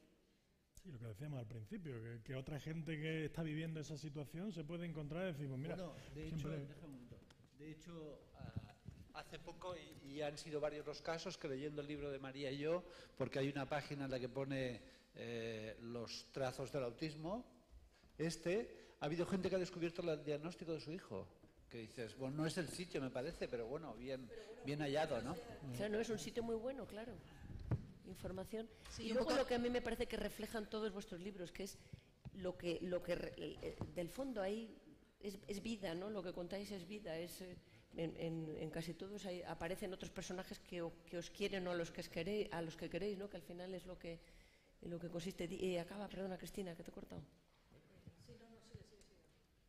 Bueno, estas eran un poco ya las últimas, ¿no? Son libros realmente llenos de vida y de cariño por otras personas, ¿no? Resultan pues muy bonitos de leer, aparte de contener mucho... Sigue. No, es que es una información que me parece importante decir porque Alicia no existe ya, está descatalogada. Entonces, quiero dar esta información porque he traído unos pocos ejemplares por si a alguien le interesa. La editorial no dio ninguna explicación, hubo algo casual anteriormente, que es que pedimos que nos pagaran todo lo que nos debían, contratamos a una gestora de derechos de autor, de copyright, es decir, pagamos para que la editorial, que no voy a nombrar, nos pagara, y la siguiente maniobra fue no renovar el contrato. Entonces, lo digo por si alguien... Fue casualidad, o sea, casualidad, no tiene nada que ver una cosa con la otra. Pero sí que ahora hay otra editorial interesada, pero no tenemos firmado contrato, no sabemos cuánto tardará. Por lo tanto, yo he traído unos pocos ejemplares por si a alguien le interesa, y si a alguien le interesara realmente por motivos científicos o personales, lo que fuera, pues que intente ponerse en contacto conmigo y miraremos de conseguirle algún ejemplar. Pues ojalá se vuelva a editar. Alejandro, cierra. En principio, yo creo que la conclusión más importante, y por eso nos falta tiempo muchísimo para esta charla, es porque aquí tenemos una doble vertiente. Aquí están reunidos 5 de los mejores autores que tenemos en este país y que saben expresar perfectamente lo que es la narración gráfica, pero por otro lado estamos hablando de 5 pacientes o cuidadores de pacientes. Entonces, aquí se da una vertiente doble y creo que esta mesa, lo positivo, desde luego, es que nos falta tiempo, que nosotros hemos hablado muy poquito porque hay muchísimo que contar. Y agradeceros desde Medicina Gráfica el que nos hayáis, desde luego, podido transmitir vuestra experiencia. Muchas gracias.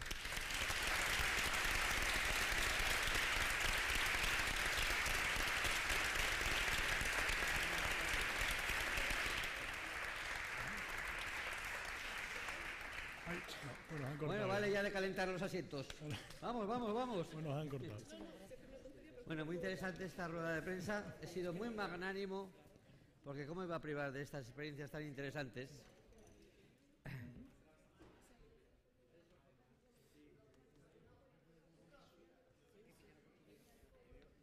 ¿Perdón? Tenía que dar un recado corto. ¿Quién? ¿Cómo se llama? Isabel. Isabel, me dicen que tienes que dar un recado. Que me dicen que tienes que dar un recado. Ah, ya está, ya está. Ya se ha contado. Bueno, pues nada. Pues muy bien.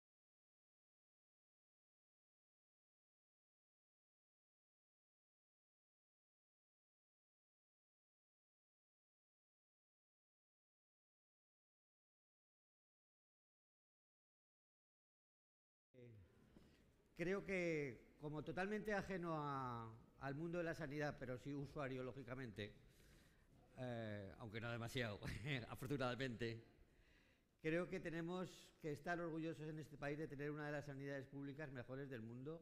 Cualquiera que haya viajado por ahí o haya leído un poco, pues estará de acuerdo conmigo. No valoramos lo suficiente la sanidad pública que tenemos, en mi opinión. Como hermano de cirujano, pues también tengo un poco de corporativismo metido entre mis entretelas, de gordito. Espero que no me encontrarme con el autobús con este señor que va llamando gorda a la gente sin parar. Y lo que quiero decir es que, efectivamente, como no hay que pegar de corporativismo, voy a contar una anécdota de un señor que visitaba mucho este claustro. Era un catedrático de Derecho que tenía muy mala leche, pero era muy inteligente. Se llamaba Juan Moneva y Puyol. Los que sois de Zaragoza sabéis que tiene aquí una calle. Y Mi abuelo paterno, que era maestro, fue uno de los muchos que tuvo un rifirrafe con él y le dio una hostia, con perdón. Y le tocó a mi padre ser examinado de Derecho por don Juan Moneva. Y en el examen se le acerca a mi padre don Juan y le dice: «Hombre, Fatás, ¿qué tal? ¿Todavía tiene su padre la mano tan larga?» Y con esos ánimos tuvo que enfrentarse al examen. Pero como era un señor muy puñetero, muy provocador, tuvo otra con un médico que le quiso pegar. Y dijo una frase bastante célebre que se podría aplicar pues simplemente a los malos médicos, que como en todas las actividades humanas, también los hay, aunque son minoría. Y le dijo Juan Moneva: «Pégame, pero no recete».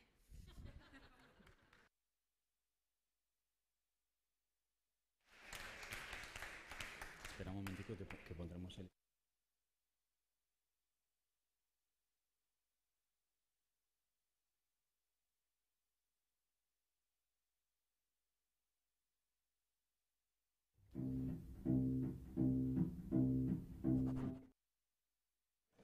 Hola, ¿qué tal? Buenas tardes. El dibujo también es improvisación, con lo cual, ya perdonaréis, pero improvisamos un pequeño hilo que teníamos pensado. Él es Jorge Arrán, un dibujante que luego nos contará su historia. Yo soy Fernando Abadía, que para mí es un enorme placer estar aquí. Hace 4 años pensé en una técnica nueva que es el scribing, que es dibujar en directo, en vivo. Y voy a probar esta técnica, pero ¿qué cuento en la historia? Y digo, voy a pensar que lo mejor y lo más efectivo es decir mi filosofía con relación al dibujo. Aquí se explica todo, o sea que dale marcha y veremos qué es el dibujo.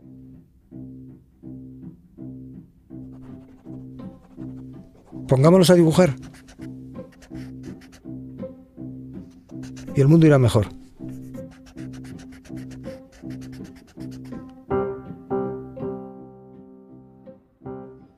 Dibujar no significa ser dibujante. Igual que escribir, no nos convierte en escritores. El dibujo, como la escritura, es una herramienta al alcance de todos, que nos ayuda a entendernos mejor.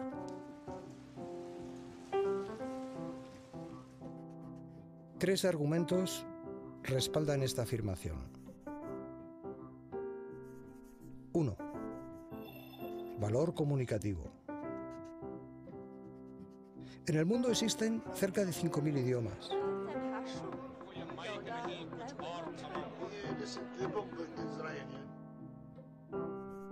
El lenguaje del dibujo traspasa las barreras lingüísticas, porque todas las personas lo entienden. Todos sabemos hacer un círculo. Con solo añadir unas líneas, adquieren un significado. Lo mismo con un semicírculo o un rectángulo.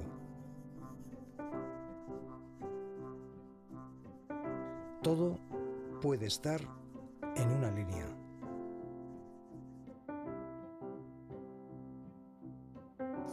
Y para esto no es necesario saber dibujar.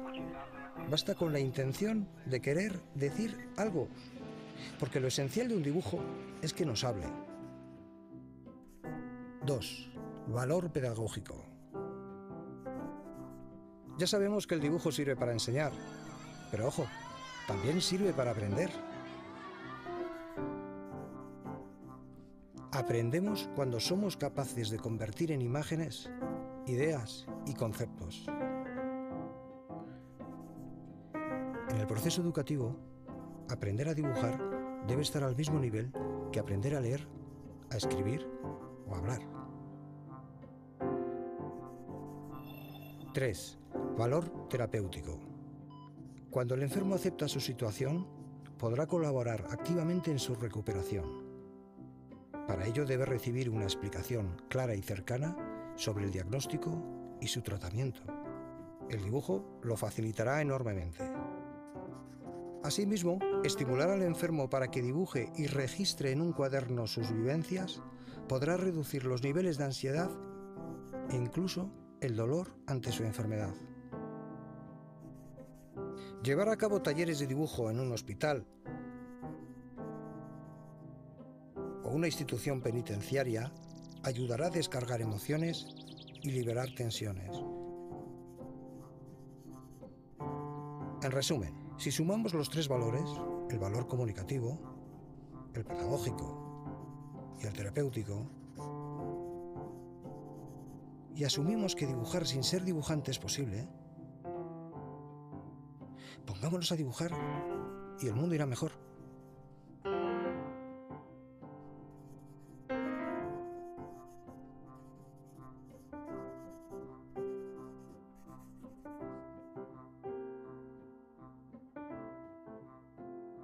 Digamos, la filosofía aplicando una técnica así que es como el scribing, que es una técnica muy divertida porque es muy cercana. La segunda parte es yo como paciente, no como dibujante. Lo que pasa es que es imposible separar una cosa de la otra, ¿no? Pero antes Fernando nos va a comentar algo clave, ¿no? Bueno, pues cogiéndote el guante o el boli o el lapicero de pongámonos a dibujar, aquí lo que os queríamos comentar es que hay mucha gente que está dibujando. Es un movimiento, se puede llamar movimiento, se llaman los urban sketchers, dibujantes de cuadernos, etcétera, que se inició hace ya unos 12 o 13 años y en el que, bueno, el fin un poco lo recoge este manifiesto que este movimiento recoge, ¿no? Como veis ahí es pues, dibujar in situ, a cubierto o al aire libre, capturando directamente lo que observamos. Nuestros dibujos cuentan la historia de nuestro entorno, de los lugares donde vivimos y donde viajamos, y también intentar documentar un lugar y un momento determinado. Somos fieles a las escenas que presenciamos, celebramos la diversidad de estilos de dibujo y utilizamos cualquier tipo de herramienta o soporte y nos ayudamos mutuamente y dibujamos en grupo, compartiendo dibujos en Internet y mostrando el mundo dibujo a dibujo. No es cosa de frikis o no es un grupo un poco extraño, sino fijaros, ahí tenemos la última actualización de septiembre de 2018 en Facebook de los diferentes grupos de urban sketchers o dibujantes en cuaderno que existen en España. Grupos multidisciplinares, una palabra muy en boga, de profesional y de edad, desde niños hasta gente muy mayor, ¿vale? Con lo cual ya veis que es una herramienta también pues bueno, muy interesante y que cada vez está más extendida. Algunos ejemplos, en la parte izquierda hay tres códigos QR a algunos de los blogs más representativos que hay en España, como puede ser Urban Sketchers Spain, que como veis en la foto de arriba existe a nivel mundial en diferentes naciones y demás, y también se hacen simposios internacionales. Por ejemplo, en Manchester ya veis la cantidad de gente.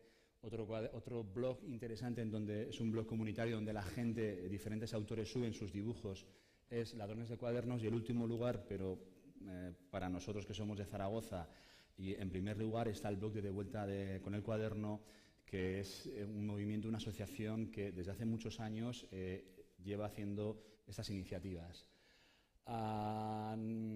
Como decía el manifiesto, no se trata de dibujar solo, sino también de dibujar en grupo y compartir. Se trata de viajar, del proceso, no del resultado. No le damos tanta importancia al estilo o al resultado del dibujo, sino a la experiencia.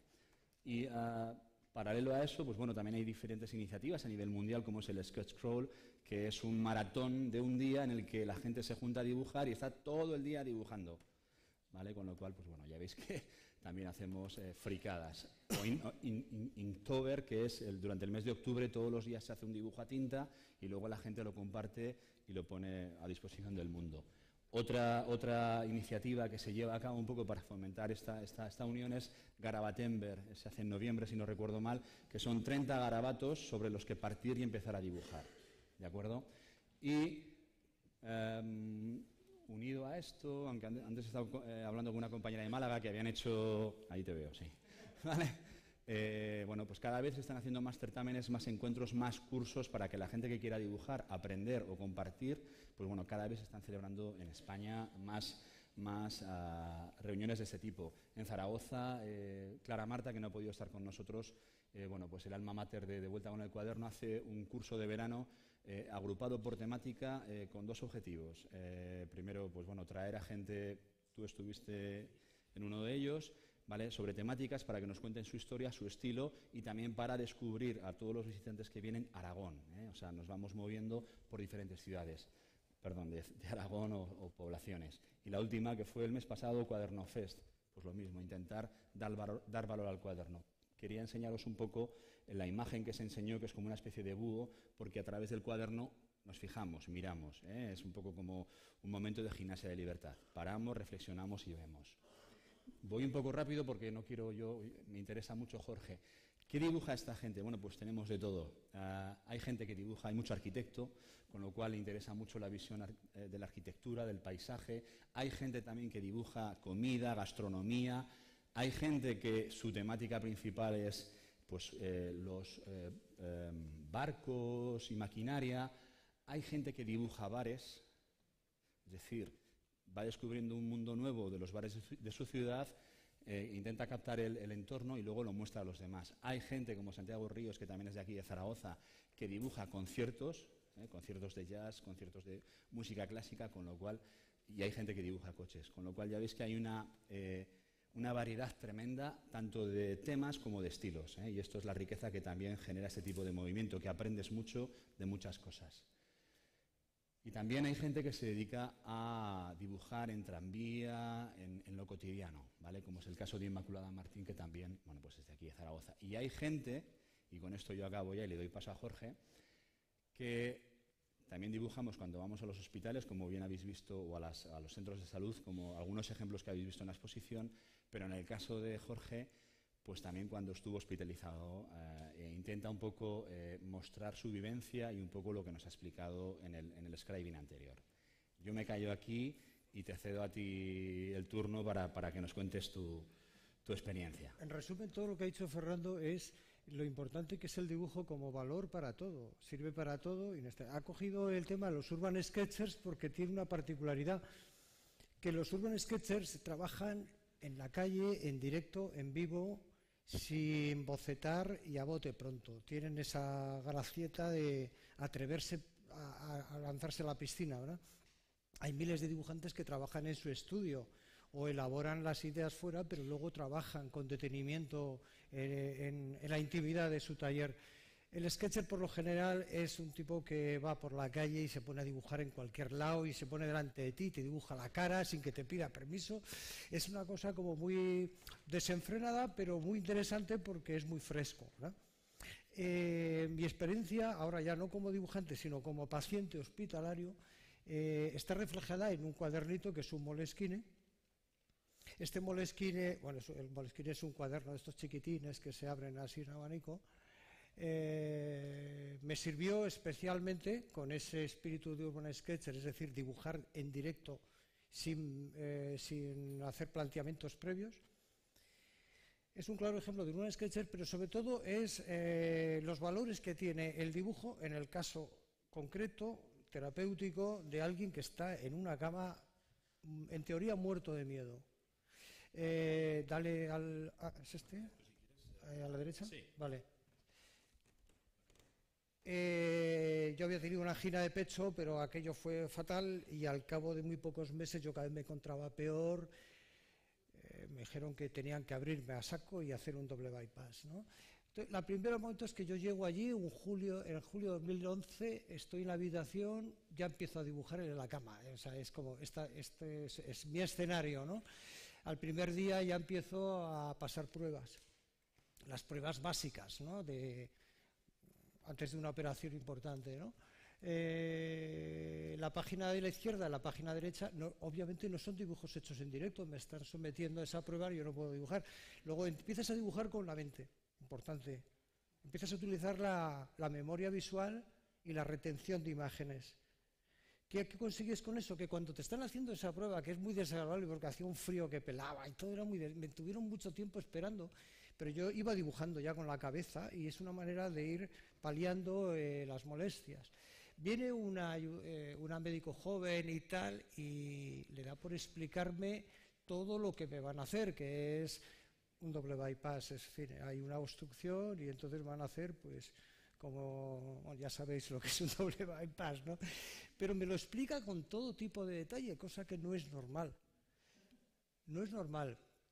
Porque digamos que la información que me está dando es muy dura. Me dice que me van a abrir a saco el esternón, que me van a poner una respiración extracorpórea, pero ¿qué es eso? es que te vamos a parar, que me paráis el corazón. ¿Cómo vamos a intervenir el corazón si no lo paramos? Claro. Y entonces, ¿y cuánto tiempo? Dice, pues no sé, 2, 3 horas, 2 horas o 3 horas. Bueno, la sensación de angustia y de aprensión que te empieza a entrar, ¿cómo puedes paliarla? Aceptándola. Lo primero es la aceptación. Una vez que ya has aceptado la situación, pues ya verás cómo sales del embrollo, ¿no? ¿Y qué pasa? Que dibujando parece que se aceptan las cosas mejor, porque antes lo habéis dicho los que estabais aquí sentados, se desdramatiza tanto, se tira tanto del humor, y los dibujantes tenemos esa facilidad, ¿no?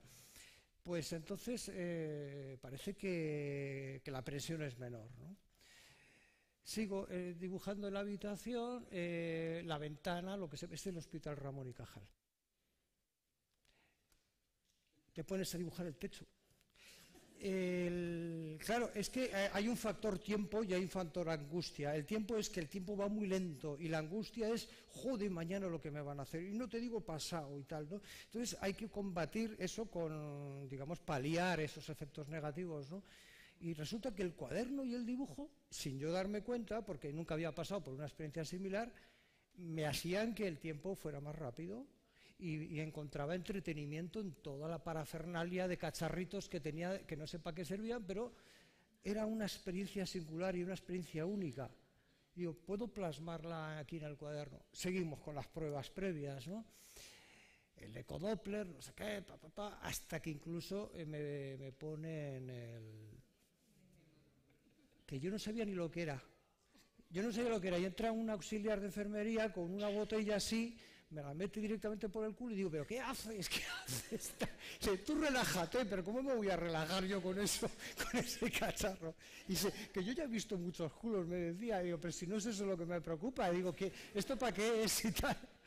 Y claro, inmediatamente los efectos es que en pocos segundos, directamente al cuarto de baño, que pongo racatacatacatá, porque era como las hazañas bélicas de aquellos tebeos que leíamos hace muchos años, ¿no?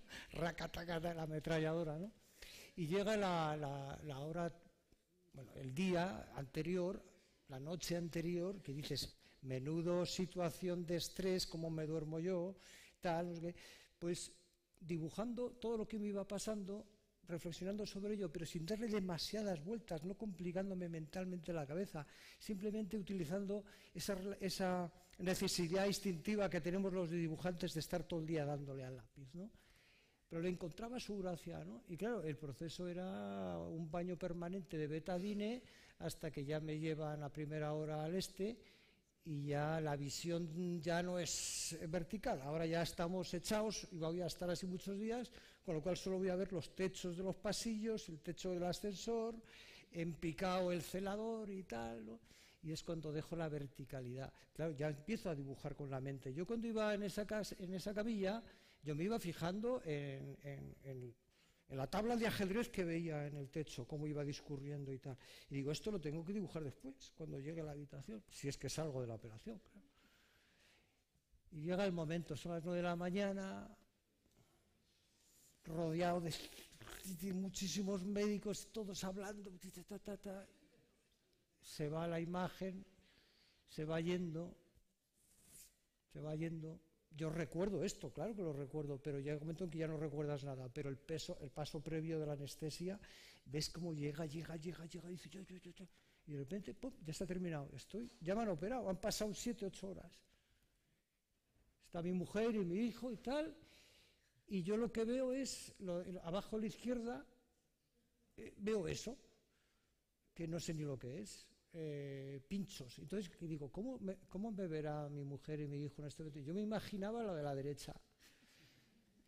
Y no difiere mucho, porque si observaba, pues que no podía girar la cabeza, pero si observaba salían tubos, enchufes, cables, y yo ya era como una especie de espantapájaros, pero allí que estaba dibujando. Yo decía, tú dibuja con la cabeza, imagínate cómo es esto, ibas como ganando tiempo, sabías que el minuto después iba a ser mejor que el minuto anterior. Y utilizar la cabeza, el recuerdo, la memoria selectiva para decir, fíjate en este tubo, fíjate por dónde sale, recuérdalo que cuando llegues a la habitación lo vas a dibujar. era una manera de mantener la mente ocupada.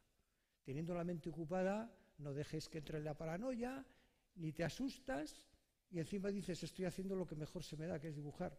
¿De qué me voy a quejar? Son compensaciones mentales, ¿no? La estancia en la UBI fue tremenda, porque fueron muchísimas horas, y lo mismo, el ángulo de visión que tenía era, repasa el paciente de la izquierda, el otro de la derecha, el que tengo aquí a mi lado, no podía mirarle, pero retén esta imagen. Ya me suben a la habitación, el sinfín de ruidos me hace suponer que estoy en una góndola por esto de los ruidos cuando te quitan los drenajes y todo esto, era como si estuvieras flotando en Venecia, en una góndola. Ya ves lo que pasa por la cabeza, y lo bonito es poder dibujarlo, y lo bonito es poder contarlo, ¿no? Me empiezan a ir quitando cachorros, mi hijo se queda a dormir, me hace compañía, hay una enfermera que es muy simpática y me hace visitas por la noche, es muy agradable, que la recuerdas bien, viene el equipo médico y ya me dicen, bueno, que ya la cosa va mejor, que me levante, recupero la verticalidad y el 12 de julio, 8 días después, me voy para casa. Realmente, y ahí termina la historia y termina el cuaderno. Este es el final. La cuestión es que el cuaderno ha servido para hacer que el tiempo discurra de otra manera, porque cuando uno está dibujando parece que el tiempo no es el mismo. Es como cuando estás en el cine y te dejas llevar. Cuando un paciente está en una situación de alto estrés, con unos niveles de angustia y de ansiedad enormes, ¿qué es lo que agradece? Agradece, por supuesto, que le traten bien, pero generalmente el personal de la sanidad pública es fantástico. Todos, por lo general. Pero el miedo que uno tiene no te lo puede quitar nadie. Te lo pueden quitar los ansiolíticos, te lo pueden quitar una serie de cosas y tal. La clave es descubrir que dibujando y teniendo un cuaderno puedes liberarte de pensamientos negativos, puedes realmente demostrar que mientras estás dibujando estás haciendo algo, aunque estés hecho una pena, puedes ofrecer a los demás una información, de repente te empiezas a ver útil y empiezas a decir, oye, le estoy sacando partido a estar aquí hecho polvo en la cama del hospital. Tengo algo que decir a los demás, no solo mostrar agradecimiento porque me han tratado muy bien, sino que puedo explicar todo el proceso y de alguna forma hacer que los factores de ansiedad y de angustia disminuyan. Si encima consigo hacer que el tiempo pase mucho más rápido, porque mientras dibujas el tiempo va de otra manera, es que encima, tiempo. Ya por último, que es lo más alucinante, es que el dolor se puede reducir. El dolor físico se puede reducir.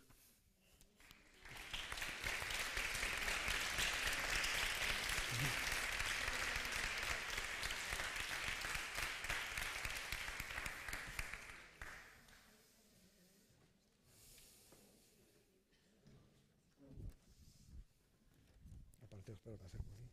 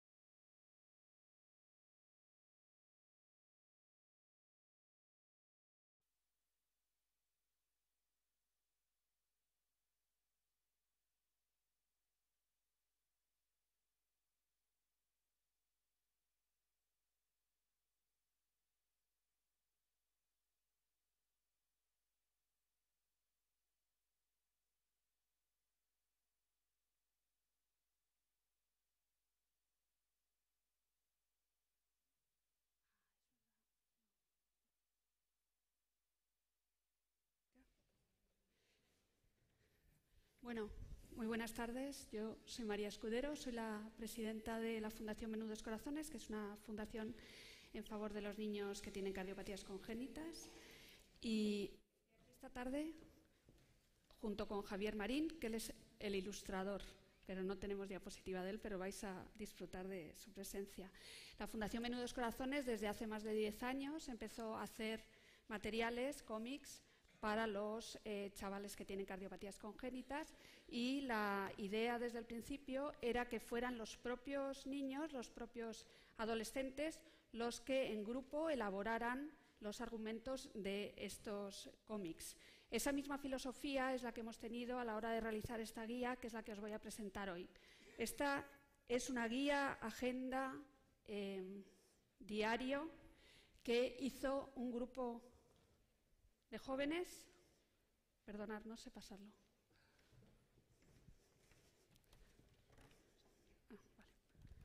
Vale. Pues esta guía la hicieron un grupo de jóvenes que ellos habían pasado por una intervención. La intención de hacer esta guía es precisamente para dársela a los adolescentes y jóvenes que tienen que ir al hospital a que les hagan una intervención de corazón, como la de Jorge, pero siendo niños y jóvenes. Entonces, ellos, a través de una plataforma online, desde distintos puntos de España, colaboraron en este proyecto transmitiendo sus experiencias.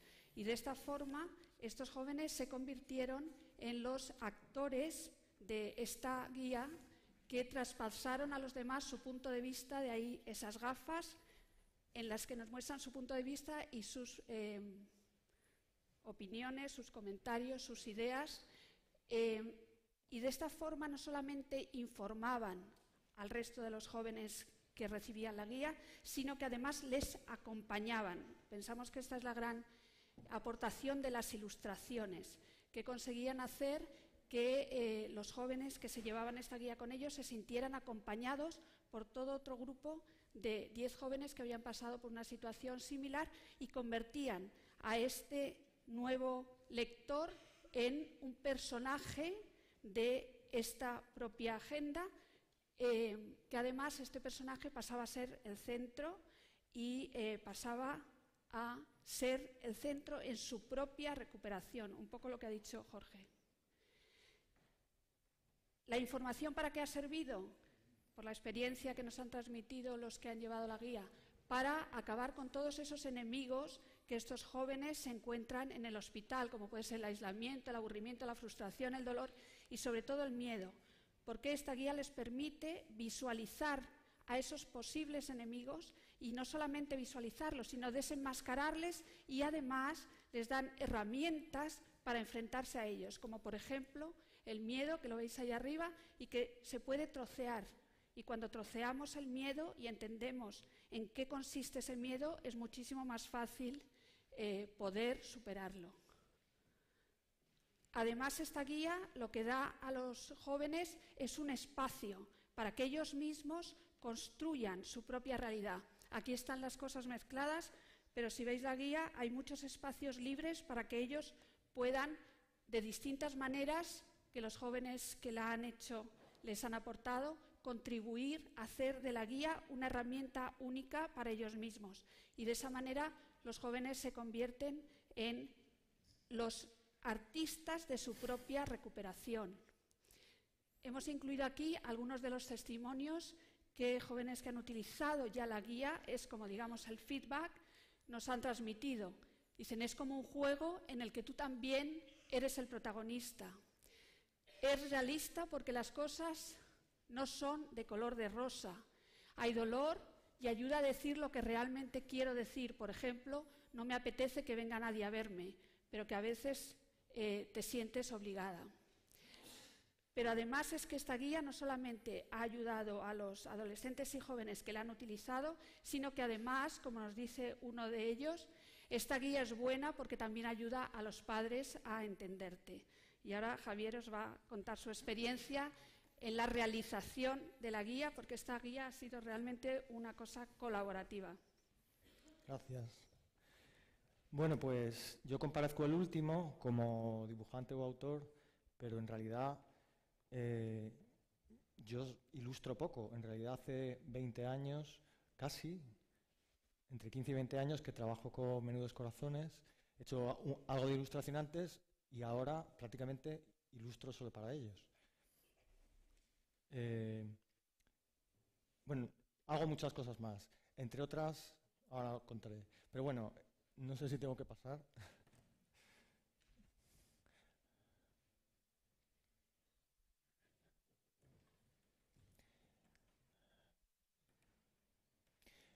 Bueno, aquí veis un poco el trabajo que me he tenido que hacer, un trabajo como de elaboración de un material que se me entregó. Ese material eran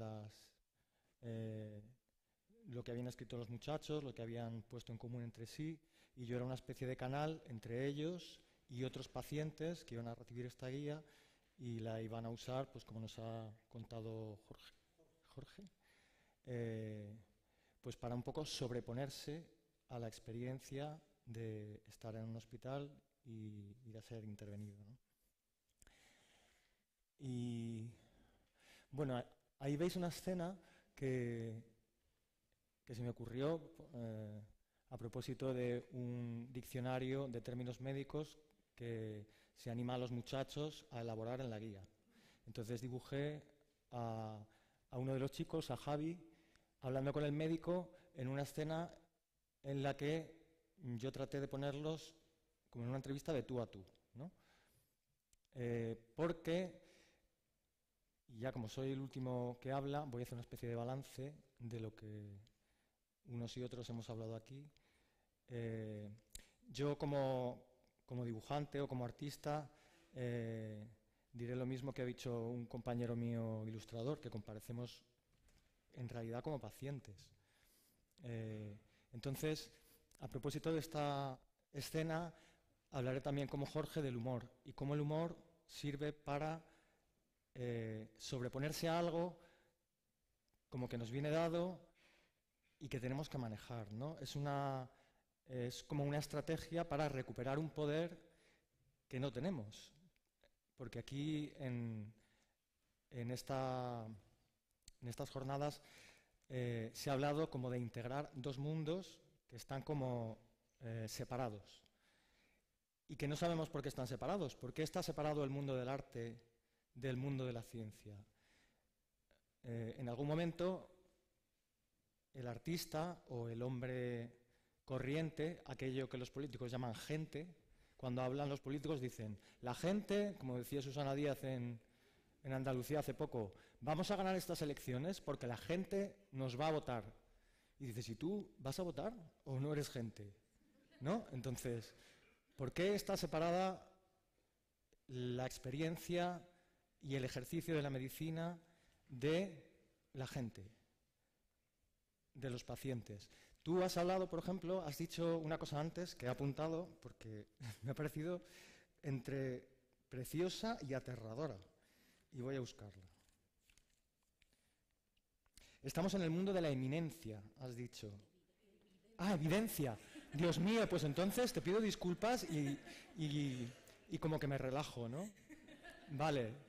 Pero, pues me venía muy al pelo, porque antes me he dado una vuelta por este pasillo y he visto todos los retratos de académicos que hay, que son eminentes. Son excelentes, ¿no? Como son, excelentísimo, y hay otros que son algo más magnífico. Y tienen, además, yo, aparte, bueno, yo pinto al óleo, soy pintor, y también trabajo para el Círculo de la Nobleza de Madrid, hago escudos, hago árboles genealógicos, y conozco un poco a la gente que tiene contacto con el poder, o que es el poder, todavía no lo sé. Y me he fijado en que todos tienen sus condecoraciones, tienen la Orden de San Fernando, de Isabel la Católica, de Carlos III, la del Espíritu Santo, algunos tienen la de Isabel la Católica 2 veces, una más grande que otra, y todos son eminentes. Y eso me ha recordado algo que tú dices, Miguel, en el documental sobre María, que dices, yo no quiero que la gente trate a María como una persona normal, quiero que la traten como una reina. Entonces aquí vemos que hay una especie de conflicto de que todos queremos algo de poder, ¿no? ¿Por qué? Porque las personas hemos cedido los saberes, mientras que los expertos se han apropiado de ellos. Claro, legítimamente, si alguien cede poder, hay otra persona que viene y lo toma. Entonces, ¿cuál es la cuestión? Hay que unir, hay que volver a unir lo que se ha separado. Nuestras experiencias, las experiencias de los muchachos cardiópatas que yo he ilustrado, las volcamos en el cómic, yo las vuelco. Yo no soy cardiópata, pero cuando hago una ilustración acerca de la experiencia de un cardiópata, yo quiero poner algo de mí ahí. Yo también quiero mi cuota de poder, ¿no? Y quiero hacer algo gracioso y algo que, no sé, que sea representativo y que signifique algo que tenga sentido. Y el humor, como también decía Jorge, es un vehículo magnífico para apartarnos un poco de los dogmatismos, del discurso de expertos que tanto nos incomoda o nos inquieta, a veces de los médicos, porque vosotros reconocéis, alguien ha hablado aquí, lo tengo todo apuntado, pero no puedo buscarlo ahora, pero bueno, alguien ha hablado de reconocer errores, tú has hablado de buscar en el arte, en la literatura, en el cine, esa experiencia del paciente, pero es tu experiencia también, ¿no? No hay que irse al paradigma cultural y buscar otros textos y otras... No.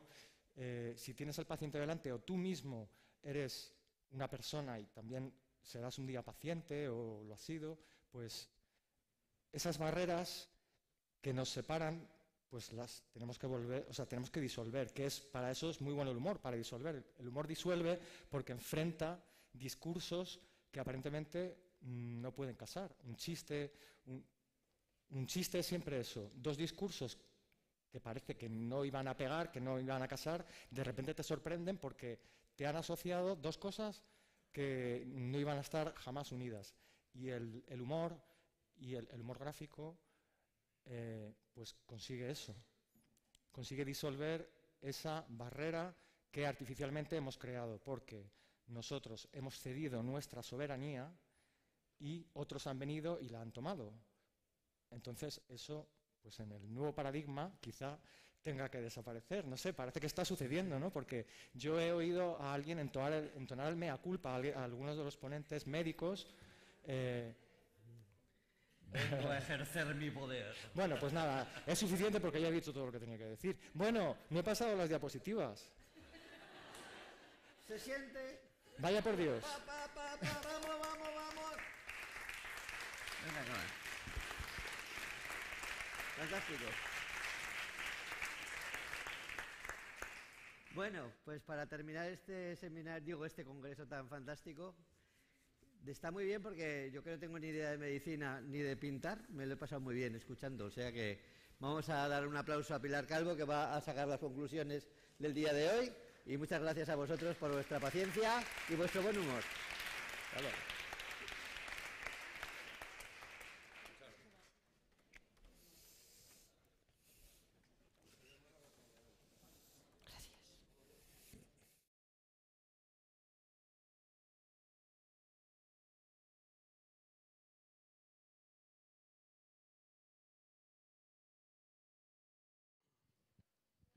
Bueno, pues llega... ¿Se me oye? Sí. Bueno, yo soy uno de los miembros ya del grupo de medicina gráfica, soy Rafa Marrón y soy de Zaragoza. Me lo han ido recordando mis compañeros por el acento. Y me toca, bueno, nos toca a Pilar y a mí, pues despediros y hacer un poquito de balance de lo que hemos escuchado aquí. Yo lo único que quiero decir es que lo único que veo ahora son caras con una sonrisa, ¿no? Y quizás lo que ha ocurrido aquí es que hemos hablado de cómic, hemos hablado de la historieta, y la historieta nos lleva al mundo de nuestra infancia, donde nos lo pasábamos fenomenal. Y si era con un tebeo o con un cómic, como queramos llamarlo, pues mucho mejor. Pero también aquí hemos descubierto que el cómic también nos puede ayudar ahora como adultos. Y además nos puede ayudar como profesionales. Tenemos una profesión complicada. Han dicho por ahí, no sé por qué los médicos de urgencias, hay muchos que se dedican al dibujo. Yo soy un médico de urgencias, me considero una persona bastante tranquila, pero los que habéis trabajado conmigo creo que, bueno, alguna vez pierdo los nervios, pero no es mucha. Pero sí que es cierto que me relaja muchísimo dibujar. Me encanta. O sea, salir de una guardia y ponerme a dibujar, pues es lo que más me gusta. Y lo que más me ha gustado aquí hoy es no haber sido el raro. Es decir, aquí había gente escuchando que estaba dibujando. Y a mí me da la sensación a veces cuando estoy en una charla de médicos de estas serias, ¿no? De estas que dices tu protocolo de la hemorragia digestiva. Y dices, ostras, ¿qué es eso, no? Y te pones a dibujar y claro, la gente te mira como diciendo, mira, esto ya le interesa poco. Al revés, estoy procesando lo que hacías, ¿no? Es impresionante verte trabajar ahí dibujando, cómo esa facilidad, ¿no? De que pase por la cabeza a la mano, ¿no? Y de eso es mucho, se puede aprender, evidentemente. Se ha demostrado aquí que dibujar se puede aprender. Y al final, el objetivo que teníamos como grupo en este congreso, que la verdad es que ha superado nuestras expectativas, porque tuvimos que cambiar de sede, hay que agradecerle a Pilar y a todo el equipo del IACS el que nos hayan dado esa oportunidad. Pues bueno, la idea era dar a conocer todo este material que realmente para el mundo sanitario, para los profesionales de la sanidad, pues está bastante oculto, y hay un material que para nosotros es un tesoro. Y como no nos queríamos quedar con el tesoro, lo que hemos hecho en este congreso, hemos intentado enseñarlo. Y pediros perdón porque muchos de vosotros habéis llamado a la Secretaría Técnica del IACS diciendo, oye, yo es que quiero contar mi trabajo, es que el modelo de congreso habitual, ¿no? Yo quiero defender mi póster, es que yo quiero hablar de lo mío, pero es que no sabíamos con lo que nos íbamos a encontrar. Al año que viene, si es posible, pues nos gustaría hacer talleres, que la gente pueda exponer sus cosas. Y bueno, si os ha gustado, pues bueno, ahora como dicen los jóvenes, darle a un like y así los compañeros del IACS pues os volverán a coger y podremos hacer esto. Sin más, deciros que sigáis con esa sonrisa y que hay una frase que me ha encantado, ¿no? Que es cómo expresar lo invisible. Quizás esa es la magia del cómic.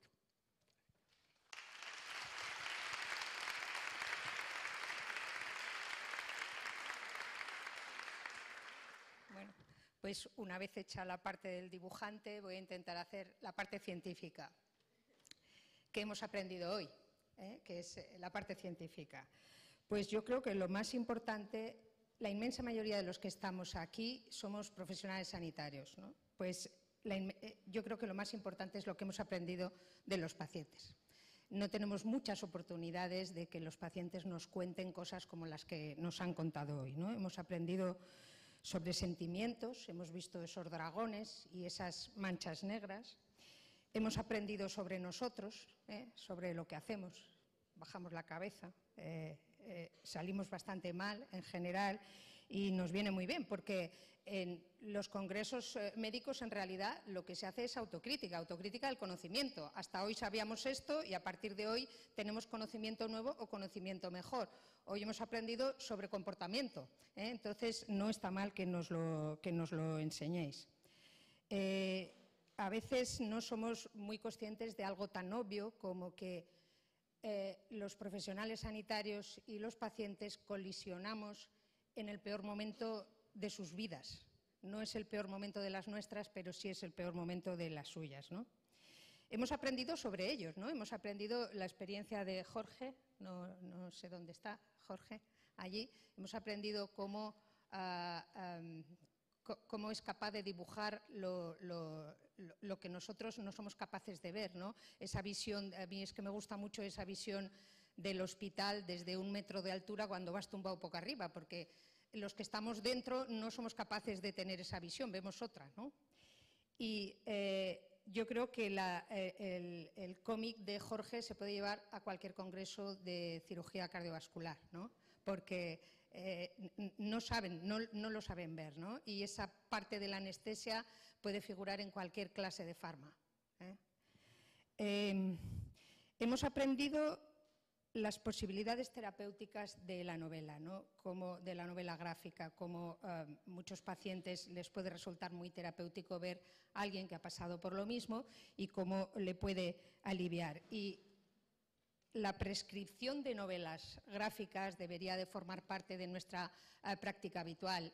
Y atención, enfermeras, que hay mucha enfermería en la sala. No hace falta permiso de nadie para prescribir novelas gráficas, ¿eh? Así que adelante.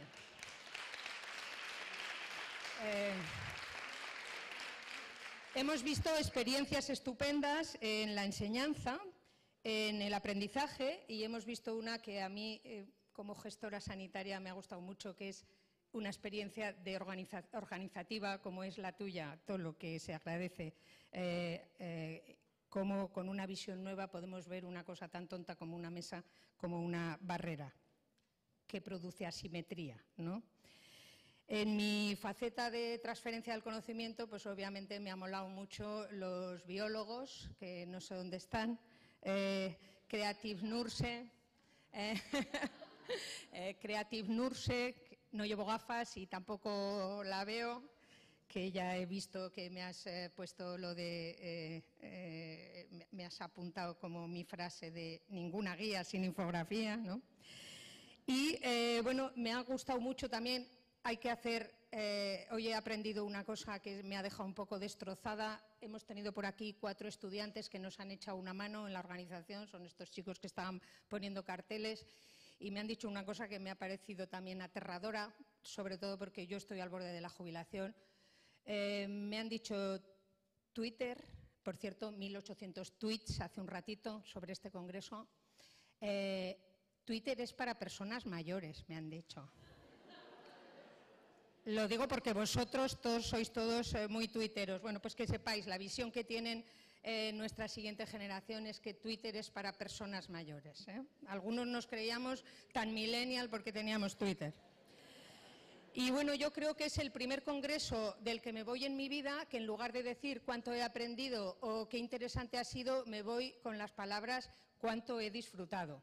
Y yo creo que a la mayoría de los que estamos aquí, la palabra que yo he oído en el café o en la comida ha sido estoy disfrutando, ¿no? Entonces, esto no es muy habitual. Es simplemente abrir los ojos a todos aquellos profesionales de la salud que estáis en la sala sobre que hay una manera nueva de hacer las cosas y que es interesante y hay que prestarle atención y que además de abrir una puerta, yo creo que hoy nos hemos reído bastante. Con el humor se pueden hacer cosas muy serias. Y he terminado la parte científica y me voy a la parte institucional que me toca. La parte institucional son los agradecimientos. Entonces, en primer lugar, muchas gracias al equipo de Medicina Gráfica por estar aquí y por la currada que os habéis pegado preparando este congreso. A todos los ponentes, algunos habéis venido desde muy lejos.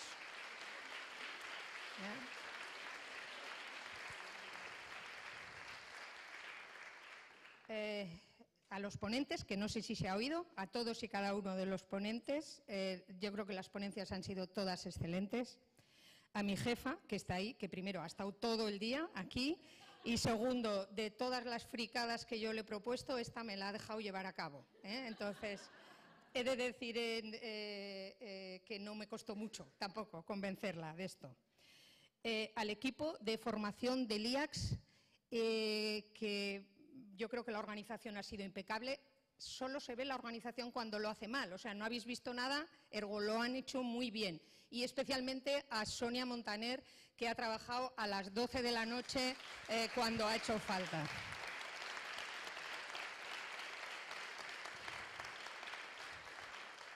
A Fernando Abadía, el graphic recording de la casa, nos ha hecho un resumen extraordinario. No me querría dejar a nadie, ¿eh? No sé si he apuntado todo. A todos los patrocinadores, aquí esto en un momento de la organización parecía un crowdfunding, entonces hemos conseguido dinero de bastante gente, los tenéis en el programa y estamos muy agradecidos a todos y cada uno. Y a todos los que habéis venido a este congreso. No esperábamos tener tanta gente, pero queremos doblar el año que viene. Emplazar al equipo de Medicina Gráfica para que el congreso del año que viene y, a ser posible, todos los demás sean en Zaragoza. No queremos que se mueva de aquí.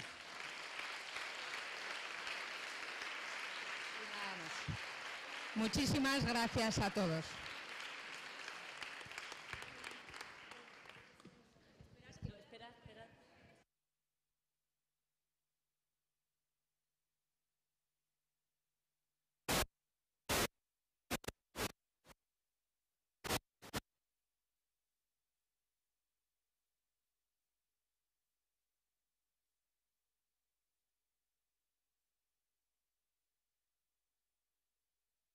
A las mejores comunicaciones. Bueno, en alusión a lo de Twitter, somos los menos viejos de medicina gráfica.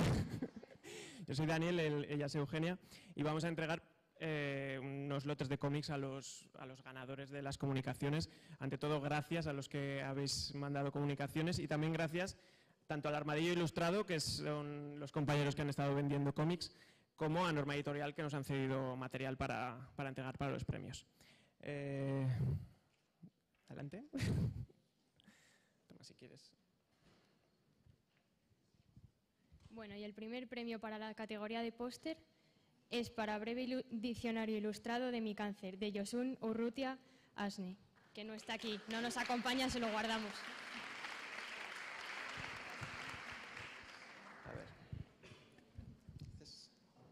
El segundo premio de categoría póster es para el dodecaedro de la planificación anticipada de cuidados, viñetas para conversar, que lo habréis visto, de Cristian Villavicencio Chávez.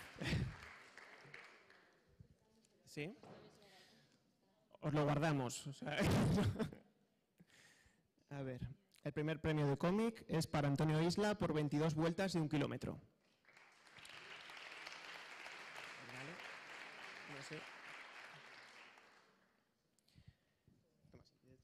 Vale, el segundo premio en la categoría de cómic es para Generando diálogo entre usuarios y profesionales sanitarios, de Ana Sánchez Palacín. ¿Está? ¿Sabéis? Vale. Luego lo cogéis. Bien. El primer premio para infografía es Vamos a hacer un PET por Leticia Cueva.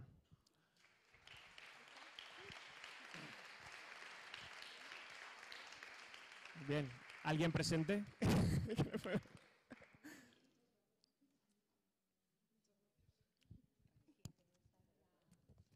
Bueno, ¿qué nos queda? Bueno, el último de comunicaciones, que luego hay más. El segundo premio de infografía es para Alberto Aguilera por el Día de la Atención Primaria 2018, por una primaria de primera.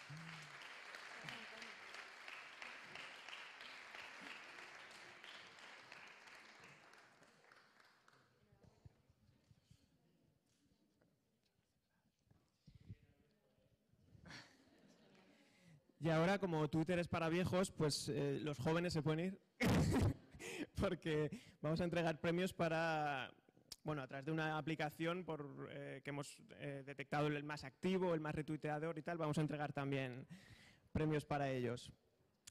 Para el más activo, con 57 tweets, te lo llevas tú, Creative News.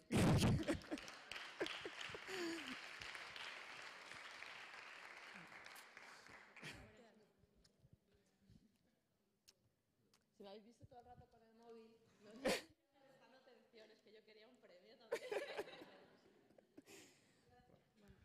También siguiendo con la labor que nos ha comentado la compañera Mónica López, ¿no? Que lo que podéis hacer por la medicina gráfica es divulgar toda la información por redes sociales, pues queríamos premiaros también como participantes activos. Bueno, el premio para el más retuiteador es para Águeda Giraldez, @AgdaGira. No sé si está por aquí. Sí. Enhorabuena, ahora lo recojo.